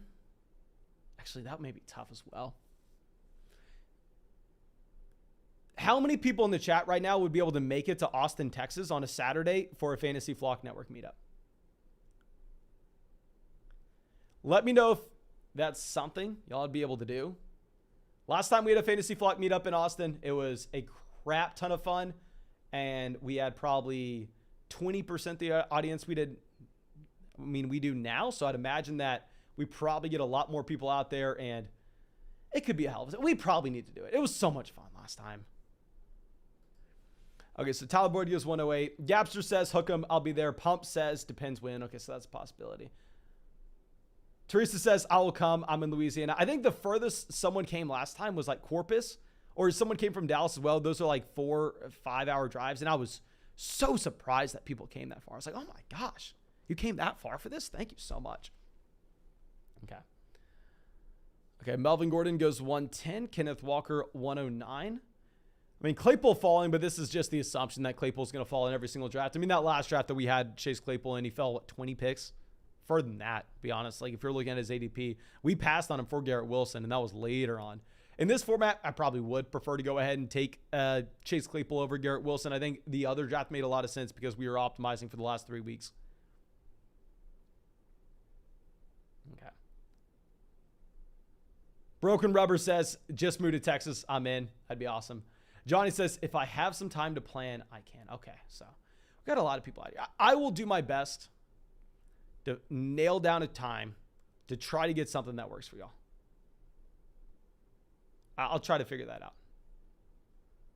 Okay, now Russell Gage goes 113. That sucks for us. We were obviously looking for Russell Gage. If we could get him at 117 to pair up with Tom Brady. I mean, we can still go Julio Jones. It's going to be no issue whatsoever. This is why we decided to be fine taking Tom Brady when we were kind of stuck in no man's land. So let's go Julio. I mean, easy pick, in my opinion, when we have Tom Brady. Just get a wide receiver in this range that can provide his spike weeks, especially if we're not going to be incentivized to take one of those rookies that could possibly have the higher ceiling in weeks 15, 16, 17. Okay. Kirk Cousins goes. Good for us. When we have Herbert and Tom Brady, we want guys like Kirk Cousins off the board. We would love to see a Justin Fields off the board. There's many of these quarterbacks that can go better for us.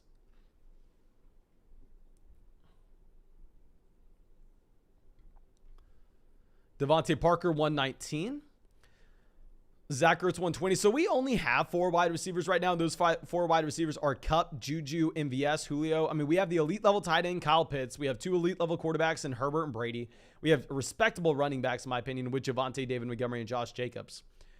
Going back to what we were speaking on previously, I think a Rondale Moore would make sense in this format in particular, where we are going through and we are trying to just score as many points as possible through the first 17 weeks. We don't have to worry about Hopkins coming back for the final stretch where it really matters. So let's take Rondale Moore here. I mean, we're getting him an entire round past his ADP. I don't necessarily think he's a great value at his ADP. I think this is probably about where he should be going, but I do think that this is the format for him. Now let's move this down real quick. Michael says Skyy Moore or George Pickens. I'm going to be going with Skyy Moore. Like, even if you think George Pickens is the better wide receiver, just from a raw opportunity standpoint, I think it is more likely, and I know I'm going to sound crazy when I say this, but I think it is more likely that Skyy Moore becomes the wide receiver 1 in Kansas City than George Pickens becoming the wide receiver 1 in Pittsburgh. Like, the depth chart's going to be easier to climb. They're all new pieces there in Kansas City between Juju Smith-Schuster, Marquez Valdez-Scantling, McCole Hardman. I guess he's not a new piece, but and Skyy Moore versus Deontay Johnson holding down that wide receiver 1 job in Pittsburgh. At least I've invested a lot of money in Deontay Johnson holding down that wide receiver 1 job in Pittsburgh. And on top of it, if we are going to be looking at their quarterbacks, Patrick Mahomes versus Kenny Pickett / Mitchell Trubisky, I think we have to go through and bet on Skyy Moore, even if you think that Pickens is a more talented player. Now, Zachary coming out says, I'm in a keeper league, full PPR. Should I keep Miles Sanders for pick 5 or Kyle Pitts 3? Okay, I would say probably going to go ahead. Kyle Pitts 3. I mean, Miles Sanders doesn't even go in the 5th round. Like, I don't know if keeping Miles Sanders in round 5 is a net positive to begin. I I don't know if keeping either of these guys at this price point is that good. I would definitely go Kyle Pitts between the two. I definitely think there should be a wider gap than 2 rounds between Kyle Pitts and Miles Sanders. Okay. Let's move this back around. So, yeah, Joshua Palmer, Michael Gallup, a 127, 128.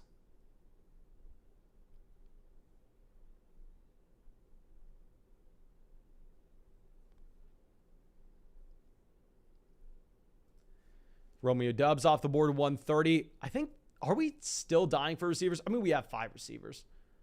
We'd like, I don't want to speak too much. Jalen Tolbert falling considerably past his ADP at this point. I think this is where you would begin to consider Jalen Tolbert a value. It's just so hard for me to pay that price whenever you see him go before guys like Garrett Wilson. We talk about every single draft. I know I'm boring you talking about it yet again. It's just shocking. To see where he usually goes. I mean, at this price, I'd be fine with Tolbert, though. Okay. Sean says, I want to keep Miles Sanders for a 12th. I mean, obviously, if you're getting Miles Sanders for a 12th, you're going to go through, you're going to keep him. I'm fine with where Miles Sanders goes in drafts, but Miles Sanders is like a 7th, 8th round pick to begin with. Okay, so this team here at the very end, I think they're on auto. Are they? Let's see what they've done. Have they just taken players behind ADP every single time? No, they go ahead. They reach on Alexander Madison. He's a fine value. I mean, I'm personally drafting Madison here. What's the report that we got on Alberto today? Concerning preseason usage. Oh, I should have read this and asked Scissors what he thought when he was still here. But Alberto played the entirety of Denver's preseason game against Buffalo on Saturday, logging 4 catches for 32 yards and 5 targets. Coach Nathaniel Hackett said afterwards that Albert O needs reps, indicating some sort of dissatisfaction. By all accounts, Albert O has made some big plays consistently in Broncos training camp, so it's not clear why Hackett is playing mind games or what he thinks is working. Very interesting. How often does that happen? I mean, usually if you get a player like highlighted in preseason, it's like a Sony Michel last year where the Patriots are trying to ship him off. I would be very surprised if the Denver Broncos are trying to trade a tight end that they took on day 3 of the NFL draft when they're not going to get anything for him. When they just decided to move off of clearly their tight end 1 with Noah Fant. Don't know what's going on there. Don't know. But after this, we can't take quarterback even if you like the 2 of value. It doesn't even freaking matter. Jackson says, thoughts on Team 9, big Saquon believer this year. Okay, let me go through and make my pick here at pick 141, then we will go check out your roster at 9. So Golladay obviously continuing to fall at this point. Spiz on the clock. Let's see what they decide to do, though. They go Tua Tagovailoa, 139. Probably good for us. DJ Chark off the board. We're going to go ahead. We're going to get Kenneth Gainwell. I think Kenneth Gainwell is going to be a no-brainer selection here. Let's go through. Let's check out what's going on at Team 9. Team 9 goes Dalvin Cook and Saquon Barkley. Yeah, so you didn't reach on Barkley at all, according to his ADP, even if you are a big Barkley believer. I mean, this is a fine price to pay. Then DJ Moore, 33. Love the value. Michael Thomas at pick 40. Dear God, Thomas is getting steamed up. Now, this makes me feel good about all my Michael Thomas 8th round shares, but Thomas in the 4th. This is where I do think we need to at least consider the risk that he does have coming into this upcoming season, but you are kind of in no man's land. DK Metcalf, 57. Elijah Moore, 64. Ramondre Stevenson, 81. So if we're looking at those picks, none of them really stand out. I mean, with Ramondre Stevenson, personally, I'm probably not taking him here. I don't necessarily think it's in the range of outcomes for him to just be a 80% snap rate player in New England. I think that this team's always going to be going with a committee. But Dak at 88. I mean, fine value with Dak Prescott. Dawson Knox, 105. I really don't like the Dawson Knox pick. I would say that's the one pick that I don't like here. I mean, I think if you're looking at Dawson Knox versus like a Pat Frymuth that you could have gotten later on, really there's no gap between those 2 players for me. I mean, if you were to take Dawson Knox at that point and say you had, if you took Dawson Knox and you had 3rd round Josh Allen, like it would make sense to me. I'd be like, okay, I don't necessarily like the Knox price point, but I agree. I mean, you kind of had to go out there and do it. But here at this price point, I don't necessarily agree with it. Joey says, taking Najee Harris over Christian McCaffrey, is that crazy? That is about the craziest thing I've ever heard in my entire life, my friend. I understand you're worried about the injuries, but still, that is freaking crazy. And of course, if you want to get another draft going after this one, please go down there, drop a like on the live stream. I think we're about 100 likes on the stream away from firing up another draft, but hell, if you want one, we can always get another one going. Okay, so Christian Watson goes 151. Golladay 148. I don't have strong feelings towards. Now, I was previously buying the dip with Kenny Golladay. It's coming out here saying, oh, yeah, no, with Golladay. I hated him last year. But, I mean, hell, this is a wide receiver that is getting paid a crap ton of money. They have a new coaching staff here. So, who knows? But everything we're getting out of training camp, what people are telling us in the live chat, sounds like Kenny Golladay is not having a good camp in New York. And it is something that we at least need to keep in mind. It is something that we need to consider when we are drafting here. I just think that we probably want to go ahead. We probably want to take a wide receiver. And there aren't too many guys that stand out in this range. Okay. So Jarvis Landry off the board, 155. KJ Hamler, 154. Hunter Henry goes as well. Official Nolan says, will you be doing any IDP mock draft soon? My friend, I am sorry. If I were to go through and create IDP content for you, I would be doing you a disservice. I would legitimately probably be hurting you. I wish I could go through and help you out with your IDP league, my friend, but my brain can only handle so much. I'm hopefully going to add some people to the team for IDP soon, like how we recently added some people for our fantasy basketball channel, because I can't go through and carry a fantasy basketball channel. Obviously, I'm not going to know enough. Very similar to IDP. I can't carry an IDP channel. So hopefully we can add someone to a team to help you for that. Okay. So Van Jefferson goes off the board 159. Mac Jones goes 160.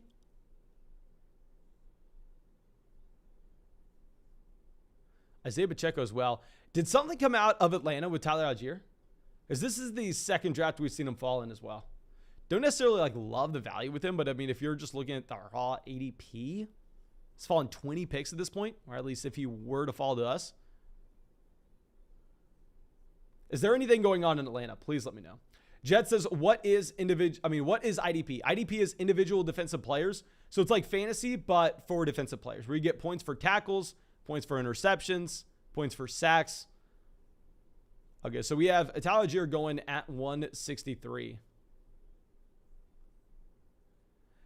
So if we were to say, you know what?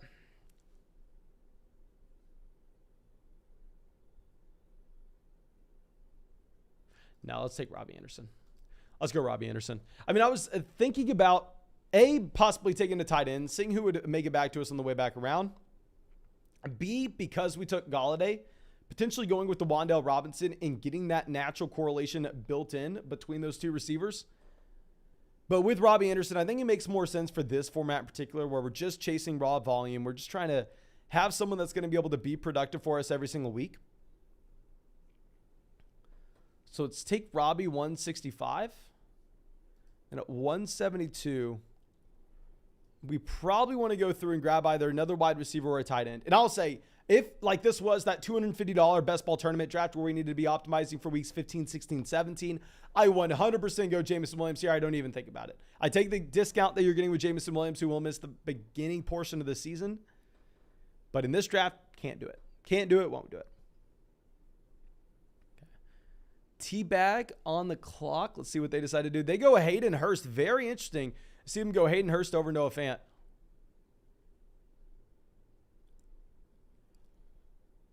So I don't even necessarily know. Where do we go? I mean, we have the two elite level. What did we spin our draft picks on? I feel like we're not that strong at any position. I guess we're strong at tight end. We have Kyle Pitts. We're strong at quarterback. We have Herbert and Brady. We're going to go ahead. We're going to take Noah Fant. I think we need to bring in a second tight end at this point with Noah Fant. We took him in the last draft as well. I mean, he is, in my opinion, an elite level talent. Of course, it is a very bad situation to be in, though. Okay. So let's move this back around. Looks like we're about 80 likes away from firing up another draft. So, of course, if you want to see another draft here, go down there, drop a like in this live stream. And if you want to join our next draft, now is the perfect time. Go sign up for Underdog. That's where we draft every single night. You've seen us do it for months now. And I worked my butt off to get this deal with Underdog for y'all, where if you make that $10 deposit on Underdog Fantasy and use promo code FLOCK, they will match your first deposit dollar for dollar up to $100. You will get our 2022 fantasy football rankings, and you will get our 2022 fantasy football draft guide. You got to make sure you're taking advantage of that. Make sure you were taking advantage of that. Okay. So after we take Noah Fant, Evan Ingram off the board. So if this was a tournament style draft, there's a 0%, and I repeat, a 0% chance we go through and we decide to draft the third tight end. However, with this being a private draft, there's the outside chance that we do decide to go through and we do decide to draft another tight end, but probably not. We would have to have a great value with it. We probably want to go through and grab another wide receiver, maybe a couple more running backs, because I feel like the names we have at running back are fine, but at the same time, we invested like nothing into these guys. A 2nd round pick with Javonte Williams, a 6th and a 7th round pick with David Montgomery, Josh Jacobs, a 12th round pick with Kenneth Gainwell. So you know what? Yeah, we're definitely going 2 more running backs. We're going 2 more running backs almost regardless. The question is, do we decide to take another receiver? Or do we decide to go through and take an extra tight end? I think that's what it's going to come down to.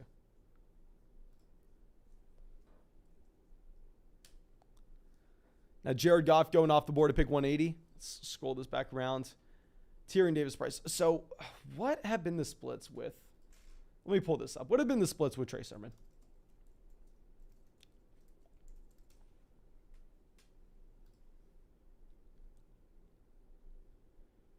So Tyrion Davis-Price. Let me look this up. Austin Hooper off the board. Tyrion Davis-Price was a running back that I was drafting at a higher price point than this. Given the unpredictability of the 49ers backfield, I thought that Tyrion Davis-Price had a small chance to end up leading the team.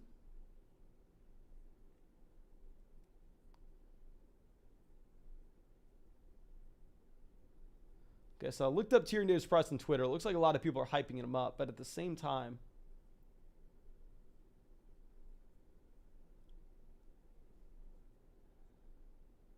doesn't look like he's getting carries when we want him to. God, I would love Hard Knocks to be in San Francisco. Detroit's nice, but I would have loved San Francisco.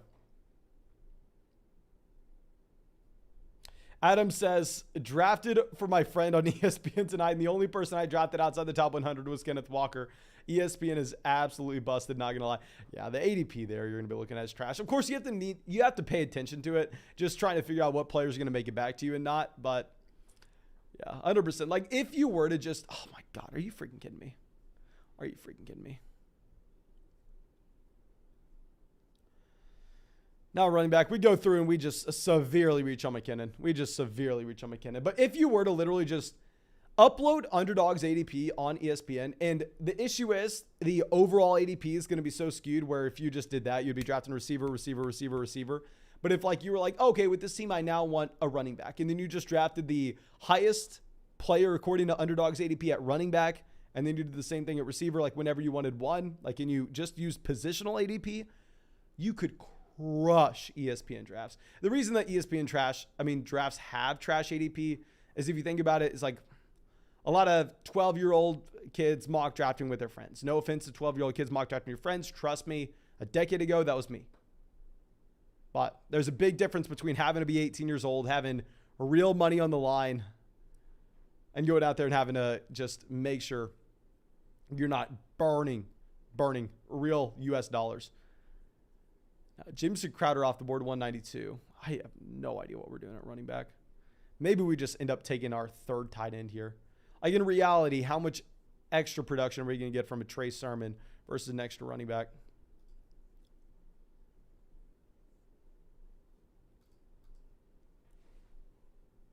AJ Green, 194. And Will Fuller is such a better value here as well. Like, dear God. Let's go. I don't even like Brevin Jordan.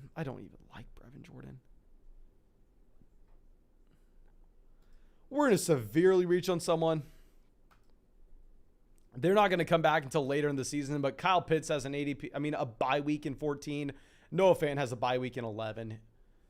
I think that he is a tight end that has upside in weeks that he plays. Let's go ahead. Let's just take Logan Thomas. It is what it is. Ben asking us to rate Team 6. I'd be happy to, my friend. You have Austin Eckler, Alvin Kamara, Keenan Allen, Hollywood Brown through the first 4 rounds.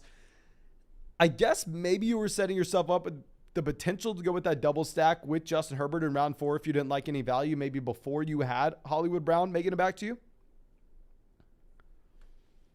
Then Kittle round 5, Elijah Mitchell 6, Russell Wilson 7. Really like that 3-round stretch. Skyy Moore pick 91. I like Skyy Moore in a league a little bit more if we have to optimize for weeks 15, 16, 17. That really high ceiling that you could have at the very end of the season. Now beyond that, Tyler Lockett 102. Chase Claypool 115. Daryl Henderson, Tua Tagovailoa. I love the Tua and Gesicki stack here that you got. Tyler Algier, Alec Pierce, Tyrion Davis-Price, Donovan Peoples-Jones. I think it's a very strong team. I'd be completely honest, I don't think you got any crazy values falling to you, but I think it is a strong team. But it looks like we are not anywhere close to hitting 700 likes in the live stream. I don't think y'all need to see the last running back that I cry that we have to draft here, whether that's Hassan Haskins or whoever it is. So let's cut it here. But thank you, of course, everyone. I appreciate y'all so damn much. That's why I continue to do these live streams every single night. I am very tired, though. I think that should be it. Let me go to bed so that way I can have the energy to record some videos for you and get a live stream going tomorrow night. But thank you. I appreciate you. I have nothing else to say. Maybe I'll send you a link to our fantasy football group chat if you want to join our fantasy football group chat. Completely free. Don't need an email. Don't need a credit card. Don't need any crap like that. You literally just click the link. You're in a fantasy football group chat with a crap ton of people. You can ask any questions to. We also send out the links early to join these drafts whenever we're going to go live as well. So let me join the group chat here. I'll send this link out. I'll just spam it in the chat. If you don't want to join, it is what it is. It's just a free group chat if you want. I don't know if you have your own fantasy football group chat. But thank you again. I appreciate all of you. I hope you have a great day, and I hope I get to see you with the live stream tomorrow night.